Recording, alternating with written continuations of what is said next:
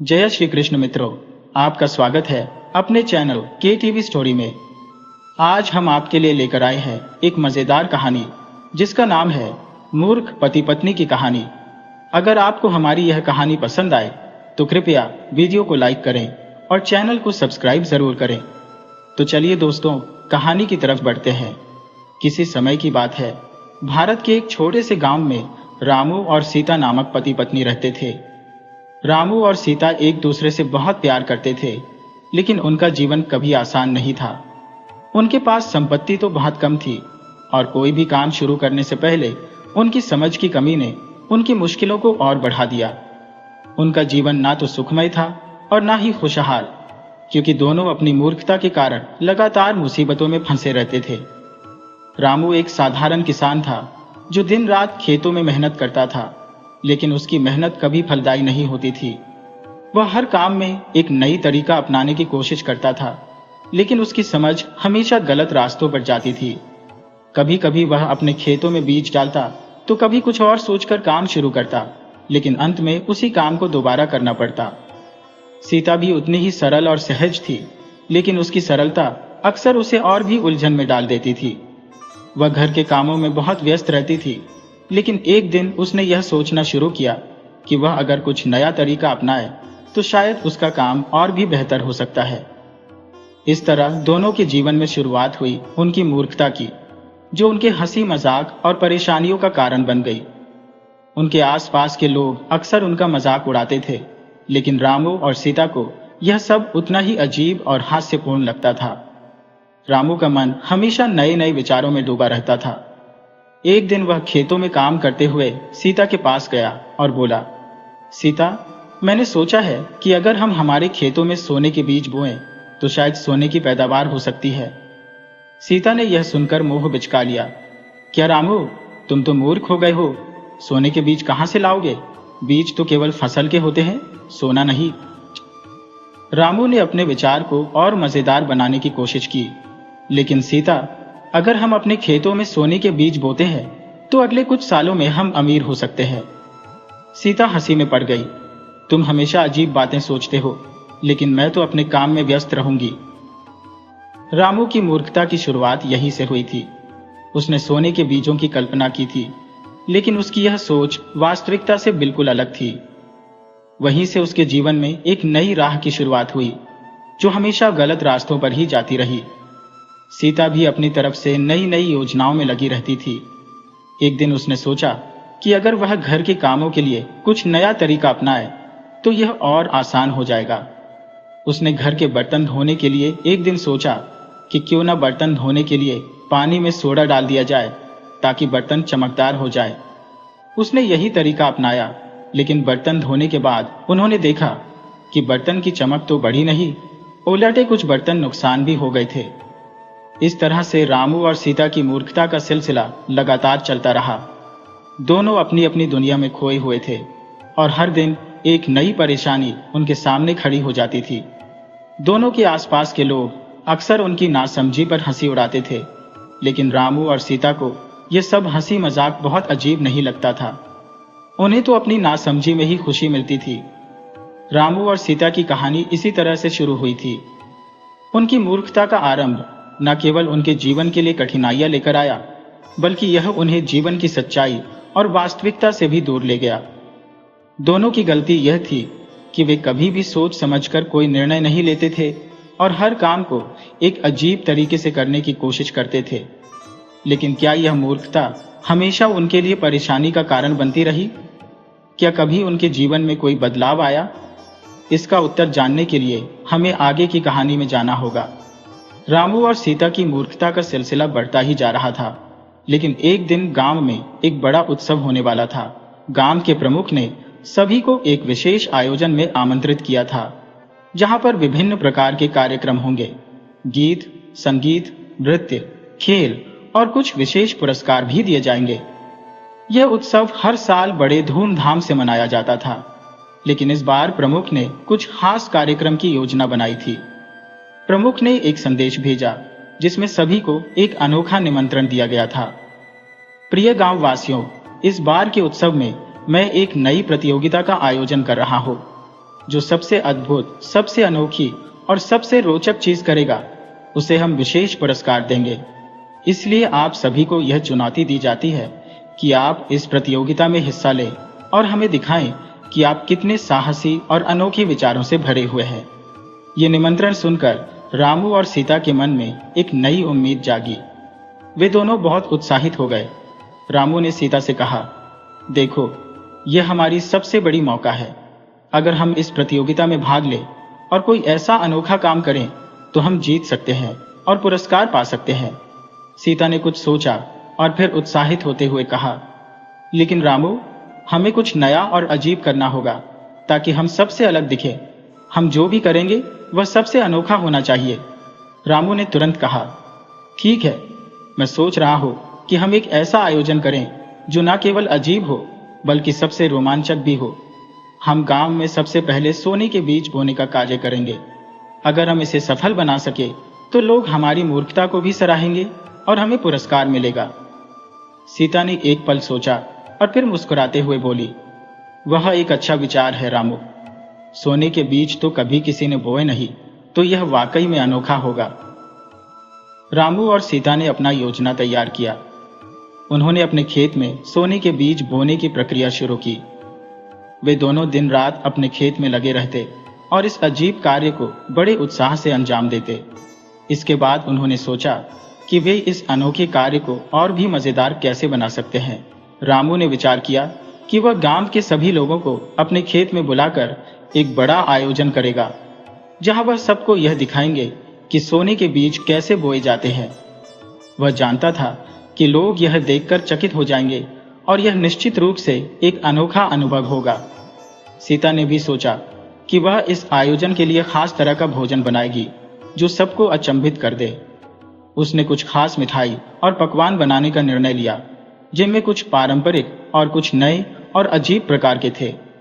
अब गांव में रामू और सीता के इस अनोखे निमंत्रण के बारे में चर्चा होने लगी। लोग हैरान थे कि इन दोनों ने आखिर ऐसा क्या किया है जो दूसरे लोग नहीं कर सकते थे। इस अनोखे आयोजन को लेकर गांव में जिज्ञासा का माहौल बन गया था। लोग यह समझने के लिए तैयार थे कि क्या रामू और सीता सच में कुछ नया और अद्भुत कर पाएंगे या फिर यह महज उनकी मूर्खता का परिणाम होगा। योजना के अनुसार उत्सव का दिन आया। पूरा गांव उत्साहित था और सभी लोग रामू और सीता के खेत में इकट्ठा होने के लिए तैयार हो गए। सीता ने अपने खास पकवान तैयार किए और रामू ने सोने के बीज बोने की पूरी प्रक्रिया का प्रदर्शन शुरू किया। जब लोग यह सब देख रहे थे तो उनका मन धीरे धीरे बदलने लगा। किसी को यह विचार बेतुका लगता था तो किसी को यह दिलचस्प और मजेदार। रामू और सीता ने जो सोचा था वह सच में लोगों के लिए एक अनोखा अनुभव था। लेकिन क्या यह उनका मूर्खता का अंतिम कदम होगा या कुछ और होगा जो उनके जीवन को बदलकर रख देगा। रामू और सीता का अनोखा निमंत्रण पूरा गांव में चर्चे का विषय बन चुका था। उत्सव का दिन आया और गांव वाले बड़ी उम्मीदों और उत्सुकता से रामू और सीता के खेत में पहुंचे। जैसे ही वे वहां पहुंचे, उन्होंने देखा कि रामू और सीता अपने खेत में सोने के बीज बोने की तैयारी कर रहे थे। कुछ लोग हंसी में डूबे हुए थे, जबकि कुछ अचंभित होकर यह सब देख रहे थे। रामू और सीता की इस अजीबोगरीब पहल के बारे में गांव के प्रमुख को भी जानकारी मिली। प्रमुख एक बड़े और सम्मानित व्यक्ति थे जिनके पास विशाल महल था और वह अपने क्षेत्र में बहुत प्रतिष्ठित थे।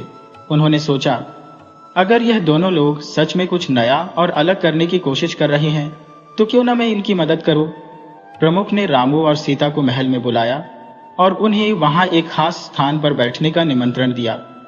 यह मौका रामू और सीता के लिए बहुत बड़ा था, क्योंकि उन्हें महल में आमंत्रित किया गया था, जो गांव के सबसे बड़े और सम्मानित स्थानों में से एक था। महल में उनका स्वागत बहुत धूमधाम से किया गया। प्रमुख ने उन्हें बड़े स्नेह से बैठने का आग्रह किया और कहा, रामू और सीता, मैं आपके अजीब विचारों और साहस की सराहना करता हूं। आपके इस अनोखे प्रयास को मैं देखकर बहुत प्रभावित हुआ हूं। आज से आपका यह कार्य केवल गांव में नहीं बल्कि महल में भी प्रशंसा का पात्र बनेगा।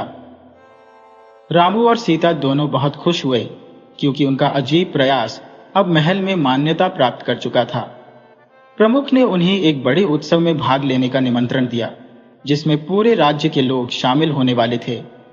सीता ने उत्साह से कहा, रामू देखो, हम तो सिर्फ गांव में अपने खेत में सोने के बीज बो रहे थे और अब हमें महल में बुलाया जा रहा है। ये वाकई अद्भुत है। रामू ने भी गर्व से कहा, यह हमारी मेहनत और अनोखे विचारों का परिणाम है। अब हम और भी बड़े कदम उठा सकते हैं। महल में आयोजित होने वाले इस उत्सव में कई लोग भाग लेने वाले थे और प्रमुख ने रामू और सीता को एक विशेष शो की योजना बनाई। इस शो का नाम रखा गया मूर्खता की महिमा। यह शो महल के सभी महत्वपूर्ण व्यक्तियों और अधिकारियों के सामने प्रदर्शित किया जाएगा। अब रामू और सीता के दिमाग में एक नई योजना आई। उन्होंने सोचा कि वे महल में और भी अधिक अजीबोगरीब प्रदर्शन करेंगे। रामू ने सोचा कि वह महल के बगीचे में सोने के बीज बोने का काम फिर से दिखाएगा और सीता ने तय किया कि वह महल में बने स्वादिष्ट पकवानों के साथ साथ कुछ अजीब व्यंजन भी तैयार करेगी।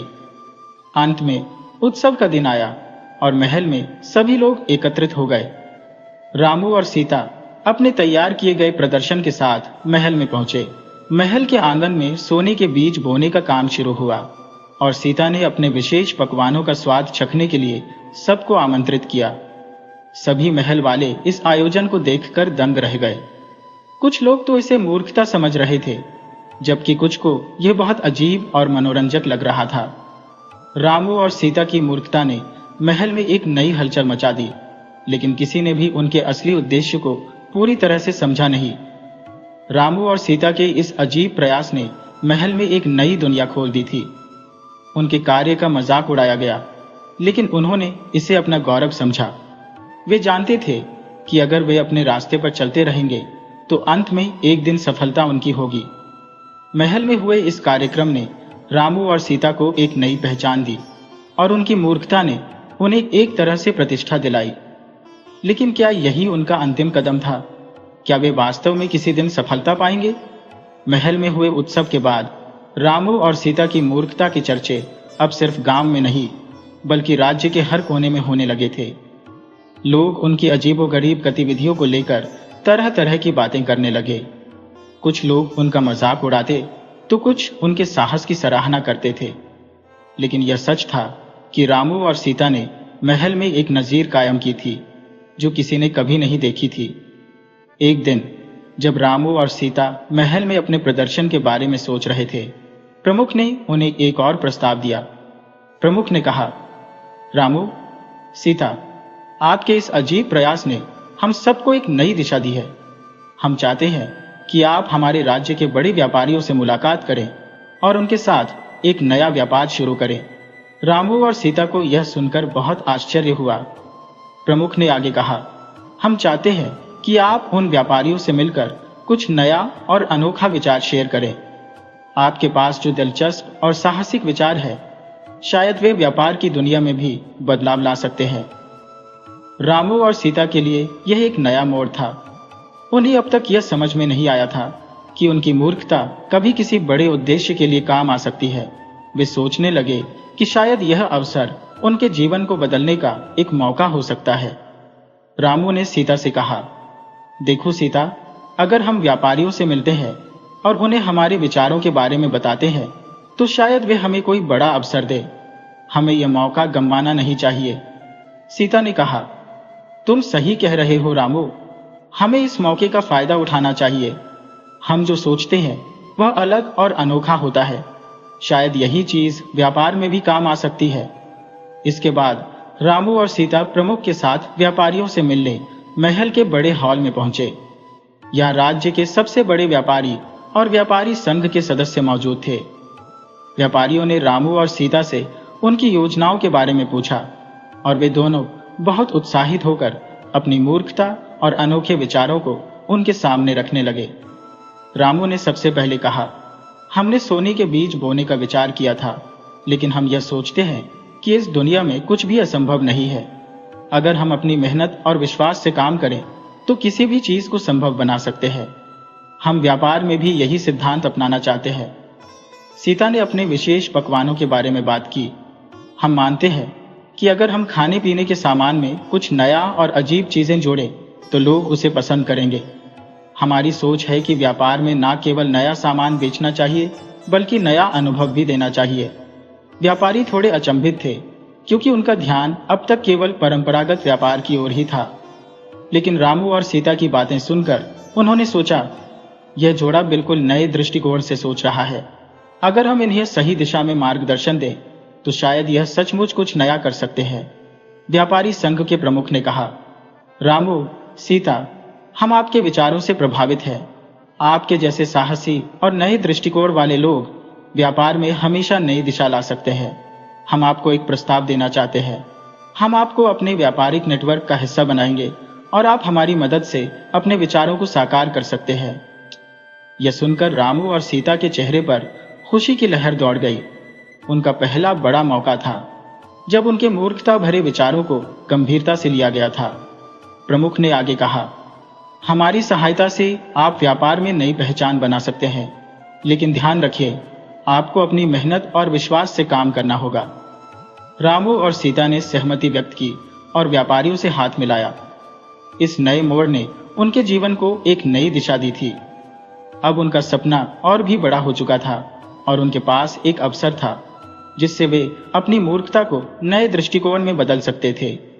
रामू और सीता ने अपनी योजनाओं पर काम करना शुरू किया। उन्होंने अपने पुराने विचारों को फिर से नए तरीके से विकसित किया और व्यापार में अपनी पहचान बनाने के लिए जुट गए। और अब उनकी मूर्खता न केवल हास्य का कारण थी, बल्कि यह उनके जीवन के सबसे बड़े बदलाव की शुरुआत बन गई थी। क्या रामू और सीता अपनी नई यात्रा में सफलता प्राप्त करेंगे, या यह उनका एक और सपना होगा जो अधूरा रह जाएगा? ये जानने के लिए हमें आगे की कहानी का इंतजार करना होगा। रामू और सीता की नई यात्रा अब एक नई दिशा की ओर बढ़ रही थी। व्यापारियों से मिलने और उनके प्रस्ताव को स्वीकार करने के बाद वे दोनों दिन रात अपने नए व्यापार पर काम कर रहे थे।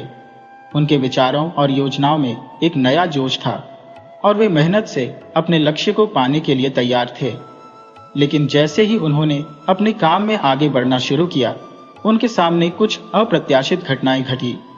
एक दिन जब रामू और सीता अपने व्यापार के लिए बाजार में सामान खरीदने गए, उन्होंने देखा कि एक व्यापारी उन्हें बड़े तामझाम से घेरने की कोशिश कर रहा था।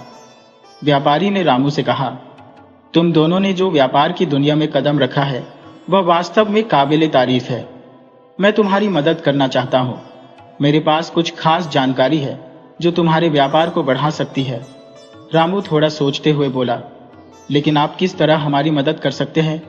हमें तो बस अपने विचारों को साकार करने के लिए मार्गदर्शन चाहिए। दत्तई। व्यापारी ने हंसते हुए कहा, तुम्हें बस एक छोटी सी बात जानने की जरूरत है। मैं तुम्हें एक सीक्रेट सौदा दे सकता हूं जो तुम्हारे व्यापार को चांद पर पहुंचाएगा। तुम्हें बस मुझे कुछ पूंजी निवेश करने की आवश्यकता होगी और फिर मैं तुम्हें माल की आपूर्ति और बाजार में सबसे सस्ते दाम पर माल दिलवा दूंगा। रामू ने इस प्रस्ताव पर सोचा, लेकिन सीता को किसी न किसी गड़बड़ी का एहसास हो गया। उसने रामू से कहा, रामू, कुछ तो गड़बड़ है। यह व्यापारी हमें बड़ी आसानी से एक सौदा दे रहा है, जबकि हमें पहले अपनी योजना और मेहनत से ही सफल होना चाहिए। मुझे लगता है कि यही कोई साजिश हो सकती है। रामू ने सीता की बात को नजरअंदाज करते हुए कहा, देखो सीता, यह एक शानदार अवसर है। हमें इसे हाथ से जाने नहीं देना चाहिए। लेकिन सीता को अपनी अंतर्ज्ञान पर विश्वास था। उसने रामू से कहा, मुझे यह सब बहुत संदिग्ध लगता है। हमें इसके बारे में और सोचने की जरूरत है। कुछ दिनों बाद रामू और सीता के व्यापार में एक और अनहोनी घटना घटी। उनका माल अचानक ही बहुत महंगा हो गया और उनका पैसा भी धीरे धीरे खत्म होने लगा। व्यापार में निरंतर नुकसान होने लगा और उन्होंने महसूस किया कि कुछ गड़बड़ है। अब सीता को पूरा यकीन हो गया कि व्यापारी ने उन्हें धोखा दिया है। सीता ने एक दिन व्यापारी से मिलकर सच्चाई का पता लगाने की योजना बनाई। वह अकेले ही व्यापारी के पास गई और उससे कहा, तुम्हारा सौदा हमारे लिए बहुत महंगा साबित हो रहा है। तुम जो कहते हो वह ठीक नहीं लग रहा है। हमें सब कुछ साफ साफ बताओ। व्यापारी ने हंसते हुए कहा, क्या तुम समझती हो कि मैं तुम्हें सच बताऊंगा? तुम दोनों तो सिर्फ मूर्ख हो। मैंने तुम्हें धोखा दिया है। तुम्हारा पैसा अब मेरी जेब में है। अब तुम कुछ भी नहीं कर सकती। सीता को यह सुनकर बहुत गुस्सा आया, लेकिन उसने अपने आप को संभाला। उसने व्यापारी से कहा, तुम हमें धोखा दे सकते हो, लेकिन हम हार मानने वाले नहीं हैं। हम अपनी मेहनत और समझदारी से तुम्हारे खेल को खत्म करेंगे। सीता ने रामू को सारी सच्चाई बताई और दोनों ने मिलकर व्यापारी के खिलाफ साजिश का खुलासा करने का फैसला किया। उन्होंने प्रमुख से मिलकर सारी बात बताई और व्यापारियों के नेटवर्क के सदस्यों को भी चेतावनी दी। प्रमुख ने पूरी जांच की और पाया कि व्यापारी ने वास्तव में एक बड़ा धोखा दिया था। व्यापारी का मकसद था कि वह रामू और सीता को एक जाल में फंसाकर उनका पैसा हड़प ले। प्रमुख ने व्यापारी को गिरफ्तार किया और उसके खिलाफ सख्त कार्रवाई की। रामू और सीता को अपने अनुभव से बहुत कुछ सीखने को मिला। उन्होंने समझा कि कभी कभी अच्छे अवसरों को पहचानने में सतर्क रहना जरूरी होता है।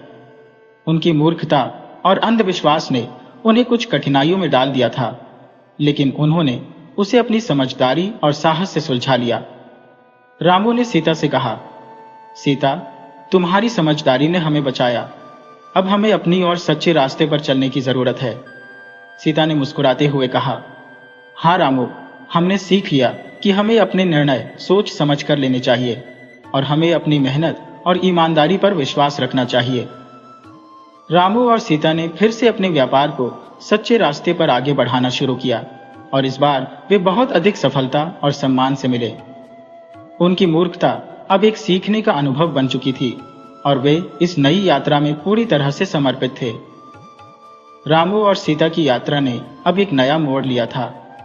व्यापारी से धोखा खाने के बाद दोनों ने समझ लिया था कि केवल मेहनत और समझदारी से ही सफलता हासिल की जा सकती है।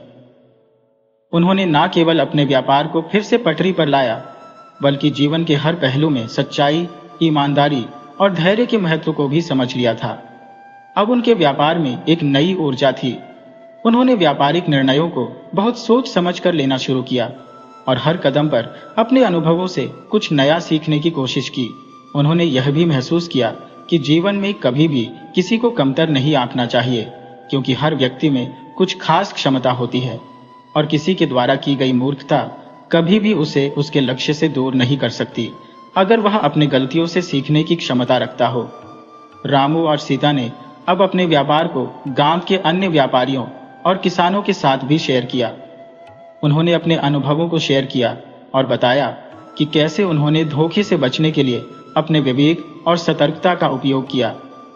उन्होंने गांव में एक छोटी सी कार्यशाला भी आयोजित की, जिसमें वे व्यापारिक समझ और सही निर्णय लेने के बारे में बात करते थे। रामू ने कहा, हमने जो भी गलतियां की हैं, उन्हें हम अपने अनुभव में बदल चुके हैं। अब हमें यह समझ में आया है कि अगर हम किसी भी कार्य को ईमानदारी और मेहनत से करें तो उसका परिणाम हमेशा अच्छा होता है। हमारी मूर्खता ने हमें यह सिखाया कि कभी भी किसी चीज को हल्के में नहीं लेना चाहिए और सही रास्ते पर चलना सबसे जरूरी होता है। सीता ने कहा, हमारे लिए सबसे महत्वपूर्ण चीज यह है कि हम अपनी गलतियों से सीखें और उन्हें सुधारने का प्रयास करें। हम जो भी कार्य करते हैं उसे दिल से करें और उसमें अपनी पूरी मेहनत लगाएं। कोई भी काम छोटा या बड़ा नहीं होता जब तक उसमें हमारी मेहनत और निष्ठा होती है। गांव वाले जो पहले रामू और सीता की मूर्खता का मजाक उड़ाते थे, अब उन्हें बहुत आदर से देखने लगे। उनके अनुभव और ज्ञान ने गांव के व्यापारियों को एक नई दिशा दी। रामू और सीता अब अपने व्यापार में न केवल अच्छा मुनाफा कमा रहे थे, बल्कि वे गांव के आदर्श बन गए थे। उन्होंने दिखाया कि मूर्खता से भी कुछ सीखा जा सकता है और वही मूर्खता एक दिन सफलता में बदल सकती है, जब उसे सही दिशा और समझ से जोड़ा जाए। अंत में रामू और सीता ने यह समझ लिया कि जीवन की सबसे बड़ी सीख यही है कि हमें हमेशा अपने अनुभवों से सीखना चाहिए और किसी भी मुश्किल समय में हार नहीं माननी चाहिए। सच्ची सफलता और खुशी मेहनत, ईमानदारी और समर्पण से ही मिलती है। जीवन में उतार चढ़ाव आते रहते हैं, लेकिन जो सच्चाई और समझदारी से अपने रास्ते पर चलते हैं वे अंत में जीतते हैं। उनकी कहानी अब केवल एक उदाहरण बन चुकी थी कि किसी भी स्थिति में अज्ञानता और मूर्खता से सीखने का अवसर हमेशा मौजूद होता है और वही सीख अंततः जीवन में बदलाव ला सकती है। रामू और सीता की कहानी यही साबित करती है कि जीवन में हमें कभी भी हार नहीं माननी चाहिए, क्योंकि हर मूर्खता से कुछ सीखने को मिलता है। जो गलतियां हमने की वही हमें आगे बढ़ने की दिशा देती है। सबसे महत्वपूर्ण बात यह है कि हमें अपनी गलतियों से सीखना चाहिए और अपने जीवन को बेहतर बनाने के लिए उनका सही इस्तेमाल करना चाहिए। एक सच्चाई और ईमानदारी। जीवन में सबसे बड़ी बात यह है कि हम हमेशा सच्चाई और ईमानदारी से काम करें। यह न केवल हमें आंतरिक शांति देता है, बल्कि हमारी मेहनत भी सफल होती है। तो सीखना कभी नहीं रुकना चाहिए। हमें हमेशा अपने अनुभवों से सीखने की आवश्यकता है। चाहे हमारी शुरुआत गलत हो, हम जब तक सीखते हैं तब तक हम आगे बढ़ सकते हैं। 3 गलतियां हमारी शिक्षक है। जीवन में अगर हम अपनी गलतियों को सही दृष्टिकोण से देखें तो वे हमारे सबसे बड़े शिक्षक बन सकती है। जो व्यक्ति अपनी गलतियों से नहीं सीखता वह कभी आगे नहीं बढ़ता। 4 साहस और धैर्य। सफलता को पाने के लिए साहस और धैर्य की आवश्यकता होती है। जब हम मुश्किल परिस्थितियों में भी डटे रहते हैं तो हमें सफलता प्राप्त होती है। रामू और सीता की यात्रा ने यह सिद्ध कर दिया कि सफलता का कोई निश्चित रास्ता नहीं होता। कभी कभी सबसे अप्रत्याशित और मूर्खतापूर्ण विचार भी सबसे बड़ी सफलता में बदल सकते हैं, बशर्ते कि उनमें सच्चाई और मेहनत हो।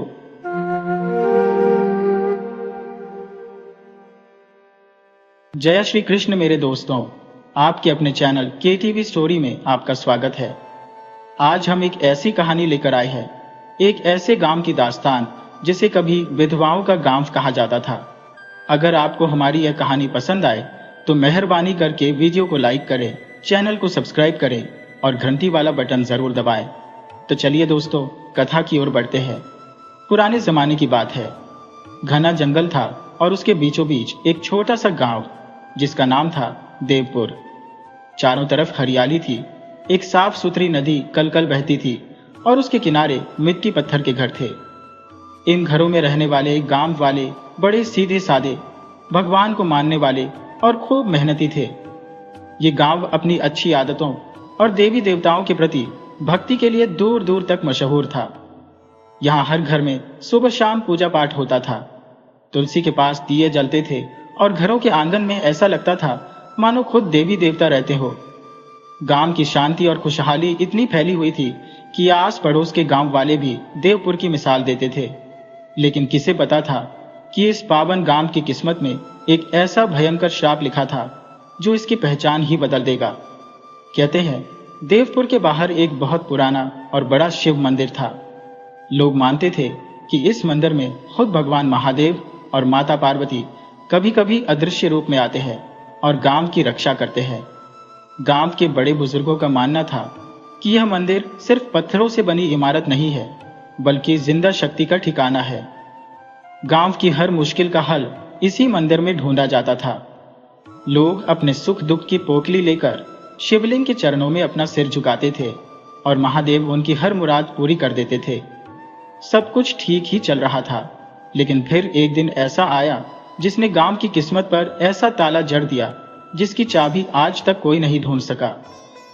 गांव में एक रिवाज था कि हर साल शिवरात्रि के दिन गांव की सबसे पवित्र और पतिव्रता स्त्री शिवलिंग पर पहली बार जल चढ़ाती थी।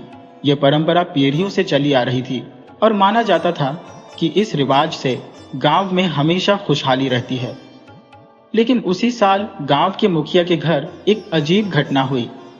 मुखिया की बहू, जो देखने में किसी देवी की तरह सुंदर थी, जिसका शांत चेहरा और मन मोह लेने वाली मुस्कान पूरे गांव में चर्चा का विषय थी, शिवरात्रि की रात अचानक कहीं गायब हो गई। पूरा गांव उसे ढूंढता रहा, लेकिन वह कहीं नहीं मिली। अगले दिन उसकी लाश गांव के बाहर नदी किनारे मिली, जहां उसके गले में सफेद फूलों की माला थी और सिर पर लाल चुनरी। यह नजारा देखकर पूरे गांव में सिहरन दौड़ गई, क्योंकि यह साफ इशारा था कि किसी ने उसे बलि चढ़ाया था। गांव के तांत्रिकों ने बताया कि गांव पर एक भयानक श्राप लग गया है, क्योंकि एक पवित्र स्त्री की बलि देने का पाप पूरे गांव को भुगतना पड़ेगा। इस घटना के बाद से गांव में कुछ ऐसा होने लगा जो किसी ने सपने में भी नहीं सोचा था। गांव के हर घर में धीरे धीरे मर्दों की मौत होने लगी। कोई खेत में हल चलाते चलाते गिर पड़ता तो कोई नदी में नहाते वक्त डूब जाता। कुछ लोग जानवर चराने गए और कभी वापस नहीं लौटे। देखते ही देखते पूरा गांव सिर्फ औरतों का गांव बनकर रह गया, जहां सिर्फ विधवाएं थी, सफेद साड़ी में लिपटी, माथे पर सिंदूर के बिना, चेहरे पर उदास निगाहें और आंखों में रुका हुआ आंसुओं का सैलाब। कुछ ही महीनों में देवपुर का नाम बदलकर विधवाओं का गांव पड़ गया। गांव के बुजुर्गों ने कई साधु संतों, तांत्रिकों और ज्योतिषियों से सलाह ली, लेकिन हर कोई यही कहता कि यह श्राप है जो तब तक नहीं टूटेगा जब तक गांव की सबसे पवित्र आत्मा खुद महादेव की शरण में जाकर अपनी गलती का प्रायश्चित न कर ले। लेकिन अब गांव में पवित्र आत्मा बची ही कहां थी। हर स्त्री विधवा थी, हर मन दुख और आंसुओं से भरा था। धीरे धीरे गांव में देवताओं के प्रति आस्था भी कमजोर होने लगी, क्योंकि लोगों को लगने लगा कि देवता भी उनकी सुध नहीं ले रहे हैं। इसी बीच गांव में एक बूढ़ी विधवा थी, गंगा माई। उसका जीवन मुश्किलों से भरा था, लेकिन उसकी आस्था अटल थी। जब पूरा गांव शिव मंदिर जाना छोड़ चुका था, गंगा माई हर सुबह मंदिर जाती, शिवलिंग पर जल चढ़ाती और रो रो कर महादेव से विनती करती कि इस श्राप से गांव को मुक्ति मिले। उसकी आंखों के आंसू पत्थरों को भी पिघला सकते थे, लेकिन महादेव चुप थे, जैसे कोई अदृश्य पर्दा उनके और गांव के बीच खड़ा हो। एक रात गंगा माई मंदिर में रोते रोते बेहोश हो गई। उसी समय आधी रात को शिवलिंग से हल्की रोशनी निकली और गंगा माई के कानों में एक दैवीय आवाज गूंजने लगी। श्राप का कारण तुम्हारे ही गांव की मिट्टी में छिपा है। जब तक उस पाप का प्रायश्चित नहीं होगा, तब तक विधवाओं का यह श्राप बना रहेगा। सच्चे मन से खोजोगी तो सच तुम्हारे सामने आएगा। गंगा माई होश में आई तो खुद को शिवलिंग के चरणों में पड़ा पाया। गांव की कुछ स्त्रियां जो उसे ढूंढते हुए मंदिर पहुंची थी, उन्होंने गंगा माई को उठाया और घर ले आई। गंगा माई ने पूरी बात गांव की औरतों को सुनाई, लेकिन किसी ने विश्वास नहीं किया। लोगों को लगने लगा था कि अब इस श्राप से छुटकारा पाना असंभव है, लेकिन गंगा माई ने हार नहीं मानी। उसने ठान लिया कि वह खुद इस रहस्य की तह तक जाएगी, चाहे कुछ भी हो जाए। अगले ही दिन से गंगा माई गांव की पुरानी कहानियां, बुजुर्गों की बातें और मंदिर से जुड़े पुराने पत्थरों पर लिखे लेख पढ़ने लगी। धीरे धीरे एक भयानक सच सामने आने लगा। इस गांव की खुशहाली के पीछे एक बहुत बड़ा पाप छिपा था, जिसे पीढ़ियों से दबाया जा रहा था। और अब वक्त आ गया था जब उस पाप का प्रायश्चित पूरा गांव मिलकर करेगा। पहले भाग का अंत इस रहस्य पर होता है, जहां गंगा माई के हाथ एक पुराना ग्रंथ लगता है, जिसमें देवपुर की असली कहानी छिपी है।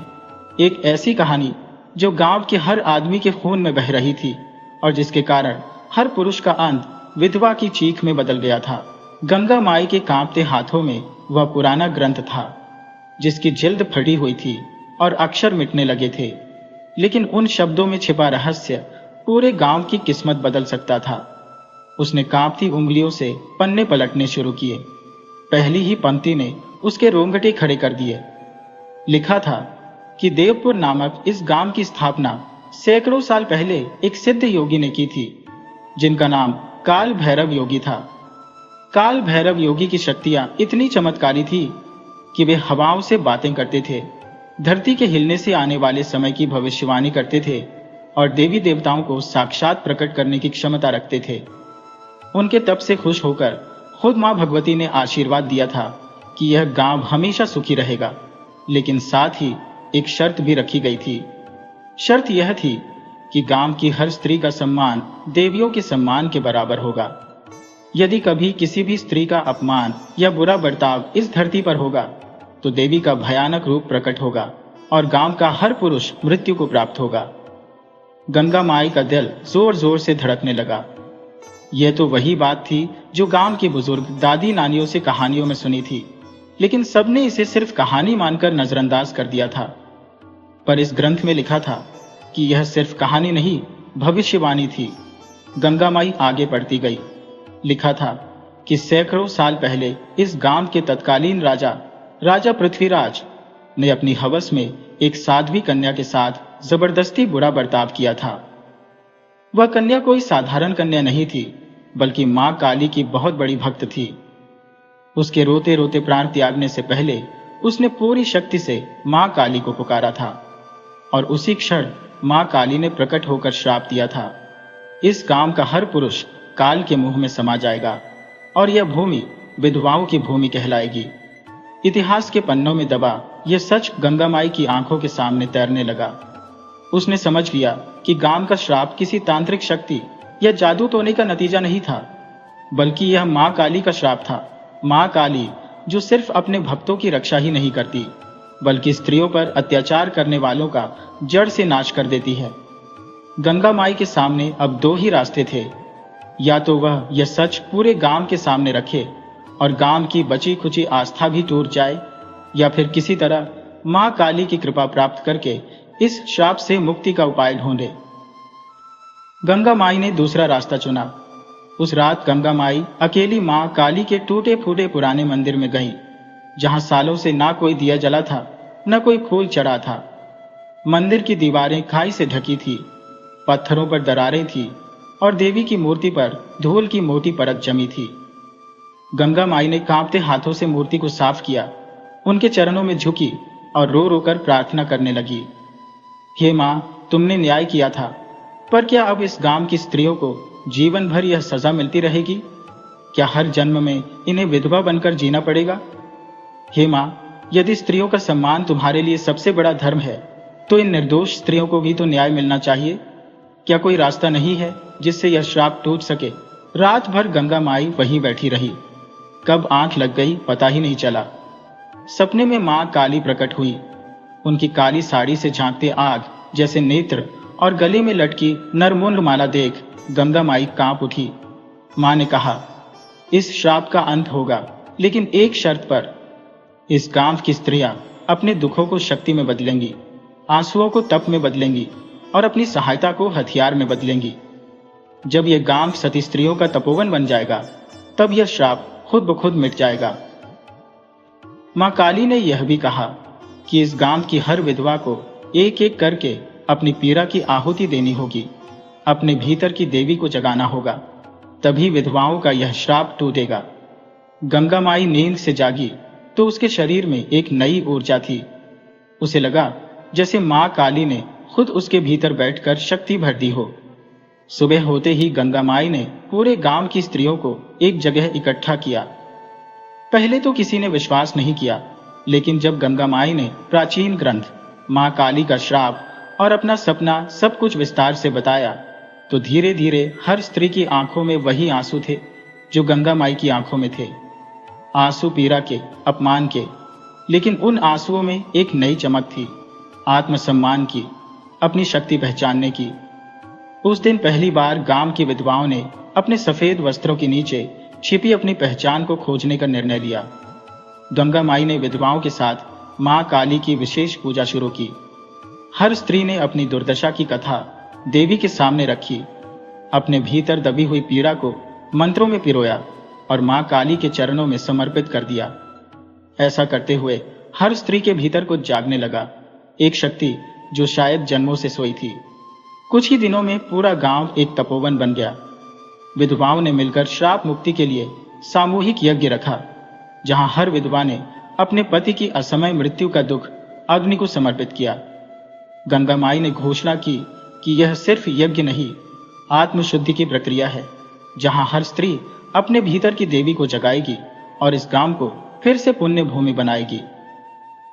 रात के सन्नाटे में दूर जंगल से शेरनी की दहाड़ सुनाई दी। गंगा माई मुस्कुरा दी। मां काली प्रसन्न हो रही थी, लेकिन श्राप मुक्ति की राह आसान नहीं थी। मां काली ने कहा था कि एक अंतिम परीक्षा अभी बाकी है, जहां विधवाओं को अपने ही गांव के इतिहास के सबसे बड़े पाप का सामना करना होगा। कौन सा पाप, कौन सा रहस्य, ये कोई नहीं जानता था।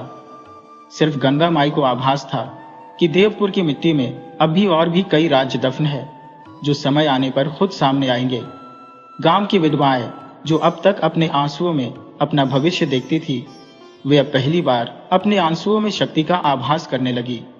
सफेद साड़ियों में लिपटी यह स्त्रियां अब सिर्फ दुख की मूर्ति नहीं थी, वे मां काली के आदेश से अपने भीतर की सोई हुई ज्वाला को जलाना शुरू कर चुकी थी।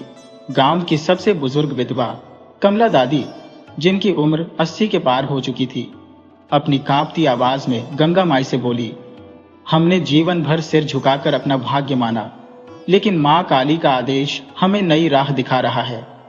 हम विधवाएं अब सिर्फ लाचार स्त्रियां नहीं, अपने भीतर छिपी उस शक्ति का जागरण करेंगी जो हमारी ही मां है, देवी है, काली है दुर्गा है, चंडी है। गंगा माई ने अपनी थरथराती उंगलियों से कमला दादी का हाथ थामा और बोली, माँ काली ने कहा है कि जब तक इस गांव की मिट्टी स्त्रियों की पीड़ा को नहीं अपनाएगी, जब तक हर स्त्री अपने भीतर की देवी को नहीं जगाएगी, तब तक यह श्राप नहीं टूटेगा।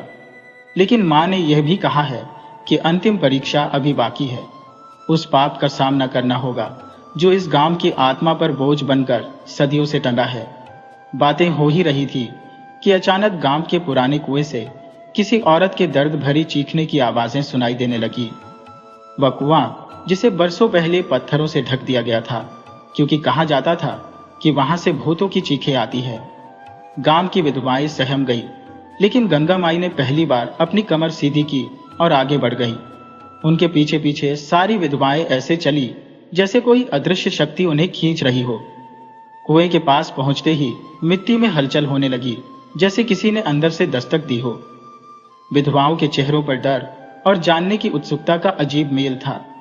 गंगा माई ने मां काली का ध्यान किया और जैसे ही उन्होंने आंखें खोली, कुएं के पत्थर अपने आप एक तरफ खिसकने लगे।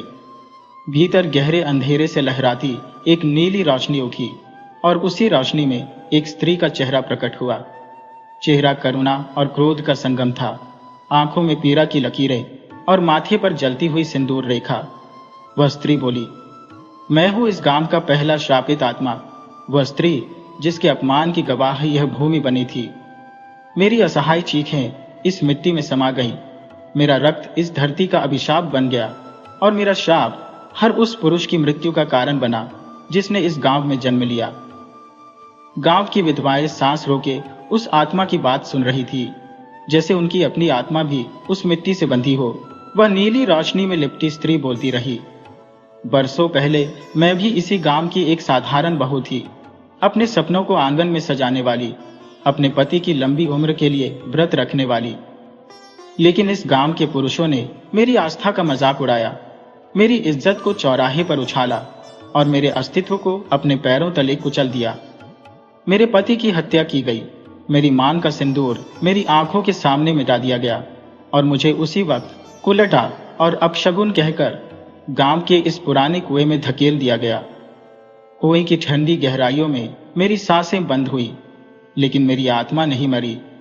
मैंने उसी क्षण संकल्प लिया था कि जब तक इस गांव की हर स्त्री अपनी शक्ति को नहीं पहचानेगी, जब तक हर विधवा अपनी लाचारी को छोड़कर अपने सम्मान के लिए नहीं लड़ेगी, तब तक इस गांव में पुरुषों का वंश आगे नहीं बढ़ेगा। मैंने श्राप दिया कि इस गांव में जन्म लेने वाला हर पुरुष अपने ही पापों का शिकार होगा और यह गांव विधवाओं का गांव बनकर इतिहास में दर्ज होगा। विधवाओं की आंखों में आंसू छलक आए, लेकिन यह आंसू दुख के नहीं थे। यह आंसू उस अन्याय की जलती चिंगारियां थे जो उनके भीतर अब तक राख में दबे पड़े थे। गंगा माई ने कांपते स्वर में कहा, मां, यदि तुम्हारा श्राप सत्य है तो क्या तुम्हारी मुक्ति भी संभव है? क्या इस गांव की स्त्रियों के उद्धार के साथ तुम्हें भी शांति मिलेगी? वह आत्मा हल्की मुस्कान के साथ बोली, हाँ, मेरी मुक्ति इस गांव की विधवाओं की शक्ति जागरण में ही छिपी है।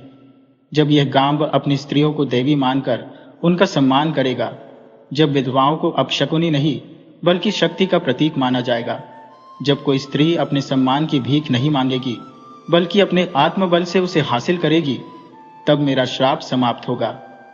लेकिन इसके लिए एक अग्नि परीक्षा देनी होगी, एक ऐसा यज्ञ करना होगा जिसमें गांव की हर स्त्री का आहुति देना जरूरी है, ना अपने प्राणों की बल्कि अपने भीतर छिपी कायरता की। विधवाएं एक दूसरे का चेहरा देखने लगी। अब तक उनकी जिंदगी सिर झुकाकर चलने में ही बीती थी, लेकिन आज उनके भीतर कुछ टूट रहा था, कुछ नया जन्म ले रहा था। गंगा माई ने अपने कांपते हाथों से मिट्टी उठाई, उसे माथे पर लगाया और प्रण किया, जब तक इस गांव की धरती स्त्रियों के सम्मान की गवाही नहीं देगी, तब तक हम विधवाएं चैन से नहीं बैठेंगी। हम न देवी बनेंगी न दासी, हम बनेंगी अपनी तकदीर की रचयिता। उसी रात गांव की हर विधवा ने अपनी सफेद साड़ी के एक छोर में एक छोटा सा दिया बांध लिया। यह दिया उनके भीतर जल रहे आत्मसम्मान का प्रतीक था। काली मंदिर में मां काली की मूर्ति के सामने विधवाओं की कतार खड़ी हो गई। पहली बार गांव के पुरुषों ने देखा कि यह औरतें, जिन्हें वे अब तक सिर्फ परछाई समझते थे, आज शक्ति की साक्षात मूर्ति बनकर खड़ी थी। उनके चेहरे पर दुख नहीं, गर्व था। एक ऐसा गर्व जो अपने अस्तित्व को पहचानने के बाद ही जन्म लेता है। मां काली की प्रतिमा के सामने गंगा माई ने संकल्प लिया, हम विधवाएं अब इस गांव की किस्मत को बदल कर रहेंगी। हम अपने सम्मान की यज्ञशाला में अपनी ही कमजोरियों की आहुति देंगी और तब तक नहीं रुकेंगी जब तक मां काली की कृपा से यह गांव श्राप मुक्त नहीं हो जाता। इसी के साथ पूरे गांव में शंखनाद गूंज उठा, जैसे आसमान भी इस नई क्रांति का गवाह बनने को तैयार था। रात भर गांव की हर विधवा ने मां काली के चरणों में बैठकर अपने अपने दुखों की बलि दी। सुबह होते ही सूरज की पहली किरण उन स्त्रियों की आंखों में चमक बनकर उतर आई। विधवाओं का गांव अब केवल विधवाओं का नहीं रहा, वह स्त्री शक्ति का धाम बनने की राह पर था, जहां हर आंसू में आग थी, हर चुप्पी में गरज थी और हर सफेद साड़ी में एक नया रंग छिपा था, स्वाभिमान का रंग। लेकिन इस यज्ञ का अंतिम चरण अभी बाकी था, क्योंकि श्राप की अंतिम गांठ खोलने के लिए विधवाओं को उस पाप के मूल तक पहुंचना था जिसने इस गांव को शापित किया था। गंगा माई और विधवाओं का दल तैयार हो गया, क्योंकि उन्हें अब अपने अतीत के अंधेरे में उतरकर वह सच्चाई सामने लानी थी जिसे सदियों से दबाकर रखा गया था। गांव के सबसे पुराने खंडहर की ओर बढ़ते हुए विधवाएं जानती थी कि यह रास्ता सिर्फ उनके भविष्य का नहीं, इस पूरे गांव की किस्मत का फैसला करेगा। क्या विधवाएं अपने भीतर की देवी को पूरी तरह जगा पाएंगी? क्या गांव की धरती अपने पाप का बोझ उतार पाएगी? क्या विधवाओं का गांव सचमुच एक नए युग की शुरुआत करेगा? इसका उत्तर तो उस खंडहर के साये में छिपा था, जहां एक ऐसी सच्चाई दफन थी जो विधवाओं के आंसुओं से भी ज्यादा गहरी थी। गंगा माई के कांपते पैरों के साथ पूरी विधवा टोली उस खंडहर की ओर बढ़ रही थी, जो गांव के उत्तरी छोर पर सुनसान खड़ा था। गांव की कहानियों में यह खंडहर श्रापित बताया जाता था, जहां किसी भी स्त्री का जाना मना था, खासकर विधवाओं का। कहते थे वहां उन पुरुषों की चीखें गूंजती थी जिनकी आत्माएं अधूरी इच्छाओं के साथ भटक रही थी। लेकिन आज विधवाएं डरने नहीं, हिसाब चुकाने जा रही थी। खंडहर की टूटी फूटी दीवारों पर समय की परतें जमी थी, लेकिन जैसे ही विधवाओं का पहला कदम उस सीमा के भीतर पड़ा, हवा का रुख बदल गया। पेड़ों की शाखाएं सिर झुकाने लगी, जैसे प्रकृति भी उन स्त्रियों के साहस को प्रणाम कर रही हो। गंगा माई सबसे आगे थी। उनके हाथ में वही दिया था जो पिछली रात मां काली के सामने जलाया गया था। यह दिया अब सिर्फ रोशनी का नहीं, उनके संकल्प का प्रतीक था। खंडहर के आंगन में पहुंचते ही धरती कांपी, जैसे भीतर कोई सोया हुआ सच करवट ले रहा हो। मिट्टी की दरारों से धुआं उठने लगा और हवा में एक अजीब सी गंध फैल गई। सड़ी हुई आस, कुचली हुई आत्मा और दबी हुई चीख की गंध। विधवाओं की सांसें भारी हो गईं, लेकिन उनके कदम नहीं रुके। गंगा माई ने मिट्टी पर बैठकर दोनों हाथों से भूमि को छुआ और धीरे धीरे मंत्र बुदबुदाने लगी। मां काली का आह्वान करते ही खंडहर की दरारों से नीली आभा निकलने लगी, वही आभा जो कुएं में आत्मा के साथ देखी थी। इस बार आभा में सिर्फ एक चेहरा नहीं था, अनेक स्त्रियों के धुंधले चेहरे हवा में तैर रहे थे। कोई नई नवेली बहू, कोई बूढ़ी, कोई किशोरी, सबकी आंखों में एक ही सवाल, क्या हमें न्याय मिलेगा? गंगा माई की आंखों से आंसू गिरने लगे, लेकिन उन्होंने आंखें बंद नहीं की। विधवाओं की पूरी टोली एक घेरा बनाकर बैठ गई और एक स्वर में मां काली की स्तुति करने लगी। हवा भारी होती जा रही थी और खंडहर की जर्जर दीवारों पर खून जैसे लाल निशान उभरने लगे। यह वही खून था जो बरसों पहले इस गांव की स्त्रियों का बहाया गया था, उनकी इज्जत का, उनके सपनों का, उनके सम्मान का। तभी मिट्टी के नीचे से धम्म की आवाज आई, जैसे कोई बड़ा दरवाजा खुल गया हो।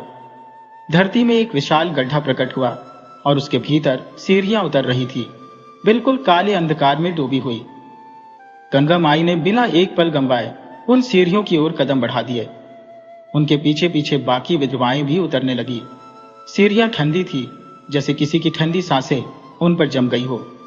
नीचे उतरते ही एक विशाल कमरा सामने आया, जिसके बीचों बीच एक पत्थर की वेदी थी और वेदी पर रखी थी एक टूटी चूड़ियों, बिखरे घुंघरू और फटे हुए लाल जोड़े की गठरी। गंगा माई ने कांपते हाथों से उस गठरी को उठाया। जैसे ही उन्होंने उसे छुआ, कमरे की दीवारों पर आकृतियां उभरने लगी। ये कोई साधारण चित्र नहीं थे, ये उन स्त्रियों की कहानियां थी जिन्हें इस गांव के स्वार्थी पुरुषों ने बलि का बकरा बना दिया था। किसी को उल्टा कहकर जिंदा जला दिया गया, किसी को डायन बताकर तालाब में डुबो दिया गया, किसी को प्रेम करने की सजा में पेड़ से लटका दिया गया। ये खंडहर दरअसल उन पापों की समाधि थी जिन्हें इस गांव की धरती ने अपने गर्भ में छिपा रखा था। विधवाओं के चेहरों पर आंसू और क्रोध दोनों एक साथ उभरने लगे। गंगा माई ने वह गठरी उठाकर मां काली का स्मरण किया और संकल्प लिया, अब इस गठरी में बंधे हर अपमान का हिसाब होगा, हर अन्याय की सजा होगी। अब न कोई स्त्री को लटा कही जाएगी, न कोई विधवा अपशकुनी मानी जाएगी। अब हर स्त्री इस गांव की देवी होगी और उसकी शक्ति का सम्मान होगा। तभी हवा में एक गर्जना हुई, जैसे खुद मां काली ने अपने अस्तित्व का प्रमाण दे दिया हो। खंडहर की छत अपने आप खुलने लगी और आसमान से चांदनी की जगह लाल आभा बरसने लगी। यह आभा थी न्याय की, जो सदियों बाद इस गांव की स्त्रियों को मिल रही थी। गंगा माई ने वह गठरी लेकर वेदी पर रख दी और विधवाओं ने अपने अपने दिए उस गठरी के चारों ओर रख दिए। यह यज्ञ था उनकी आत्मा का, यह अग्नि थी उनके स्वाभिमान की। गांव के पुरुष जो दूर से यह सब देख रहे थे, डर और अपराध बोध में डूबने लगे। उनकी आंखों के सामने उनका इतिहास नंगा खड़ा था, जहां उन्होंने अपने ही घर की स्त्रियों को अपमानित कर करके इस श्राप को जन्म दिया था। पहली बार गांव की मिट्टी ने विधवाओं की शक्ति को महसूस किया। पहली बार सफेद साड़ियां रक्षक बनकर खड़ी थी। खंडहर के नीचे दबी आत्माएं अब शांत होने लगी। विधवाओं ने अपने सिर से सफेद आंचल हटाया, क्योंकि अब यह आंचल उनके दुख का नहीं, उनकी जीत का प्रतीक था। गंगा माई ने खंडहर की मिट्टी उठाकर अपने माथे पर लगाई और बोली, आज से यह गांव सिर्फ विधवाओं का गांव नहीं, यह स्त्री शक्ति का तीर्थ है। अब यहां हर स्त्री अपने भाग्य की विधाता खुद होगी। आकाश में शंखनाद गूंज उठा। मां काली की प्रतिमा पर सिंदूरी आभा छा गई और विधवाओं के गांव में सदियों से पसरा अंधकार चीरकर नई सुबह उग आई। वह सुबह जहां हर स्त्री की कहानी शुरू होती है, उसकी शक्ति से, ना कि उसकी लाचारी से। गंगा माई और बाकी विधवाएं उस खंडहर से बाहर आई तो रात की घनी चादर में भी गांव का हर कोना जाग चुका था। हवा में एक अजीब सी खुशबू थी। यह खुशबू थी डर के खत्म होने और नए युग की शुरुआत की। गांव के चौराहे पर आग जल रही थी और गांव के पुरुष जो अब तक विधवाओं को अशुभ मानकर उनकी परछाई से भी दूर रहते थे, डरे हुए वहीं बैठे थे। उनकी आंखों में सवाल भी थे और पछतावा भी। गंगा माई ने एक नजर उन पर डाली, लेकिन उसमें कोई शिकायत नहीं थी। वह नजर ऐसी थी जैसे कोई मां अपने भटके हुए बेटों को सही राह दिखाने का आखिरी प्रयास कर रही हो। विधवाओं का पूरा समूह चौराहे के चारों ओर खड़ा था। कोई सिर पर सफेद आंचल डाले, कोई खुले बालों में, कोई कंधे पर लाल चुनरी डाले। अब वे सिर्फ विधवा नहीं थी, अब वे इतिहास बदलने वाली नारियां थी, जिन्होंने अपने आंसुओं से शक्ति का अभिषेक किया था।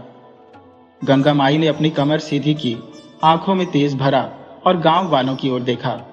उनकी आवाज पूरे गांव में गूंज उठी, आज से इस गांव का नाम नहीं रहेगा विधवाओं का गांव, अब यह गांव कहलाएगा शक्ति नगरी। अब यहां औरत की पहचान उसकी मांग से नहीं, उसके साहस से होगी।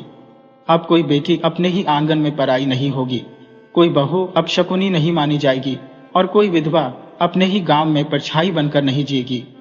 गांव का आकाश जैसे गूंज उठा हो। पक्षियों ने अपने घोंसलों से बाहर आकर चहकना शुरू कर दिया। मंदिर की घंटियां अपने आप बजने लगी और हवाओं में मां काली का आशीर्वाद बहने लगा। गंगा माई ने अपनी सफेद साड़ी के पल्लू को धीरे से खींचा और अपने माथे पर कुमकुम का टीका लगाया। यह टीका किसी पुरुष के नाम का नहीं था, यह उनकी अपनी पहचान का था, यह विधवाओं की जीत का प्रतीक था। विधवाओं ने अपनी साड़ियां छोड़ दी और अपनी आत्माओं को नए रंग में रंग लिया। उनके सिर पर मातृत्व, बहनत्व और शक्ति का ताज था। किसी के चेहरे पर मुस्कान थी, किसी की आंखों में गर्व के आंसू। लेकिन एक बात साफ थी, वे अब सिर्फ अपने लिए नहीं जी रही थी, वे आने वाली हर पीढ़ी की स्त्रियों के लिए जी रही थी। गांव के पुरुष धीरे धीरे उठकर उनके कदमों में आकर बैठ गए। गंगा माई ने एक एक करके सबके सिर पर हाथ रखा। यह ममता का हाथ था, लेकिन यह चेतावनी भी थी कि अब कोई स्त्री कमजोर नहीं है, अब कोई आंसू बिना आवाज के नहीं है। अब हर स्त्री के भीतर देवी जाग चुकी है, और उस देवी का श्राप भी है और वरदान भी। यह दुनिया तय करेगी वह क्या मांगेगी। गांव के हर घर की देहरी पर दिए जलाए गए, लेकिन इस बार ये दिए किसी शादी के शुभ गीतों के नहीं थे। ये दिए थे उस अंधेरे के अंत के, जिसने सदियों से स्त्रियों की आस्था को कैद कर रखा था। गंगा माई और बाकी विधवाएं मंदिर की ओर बढ़ी, जहां मां काली की प्रतिमा अब पहले से कहीं ज्यादा चमक रही थी। उन्होंने एक साथ मां के चरणों में अपनी चुनरिया चढ़ाई और प्रण लिया, अब से हर विधवा, हर बहू, हर बेटी, हर मां इस गांव की देवी मानी जाएगी। उसकी इज्जत उसकी मान नहीं, उसका मन तय करेगा। मां काली की प्रतिमा के सामने दियों की लौ तेज हुई और एक दिव्य आभा ने पूरे गांव को घेर लिया।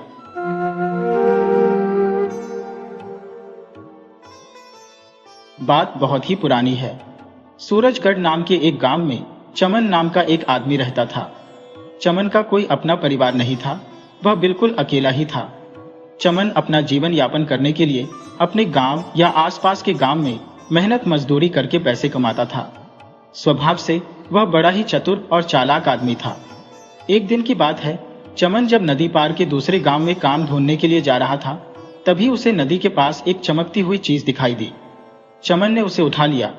देखने में वह चीज किसी हीरे की तरह मालूम पड़ती थी। चमन उसे लेकर अपने घर आ गया।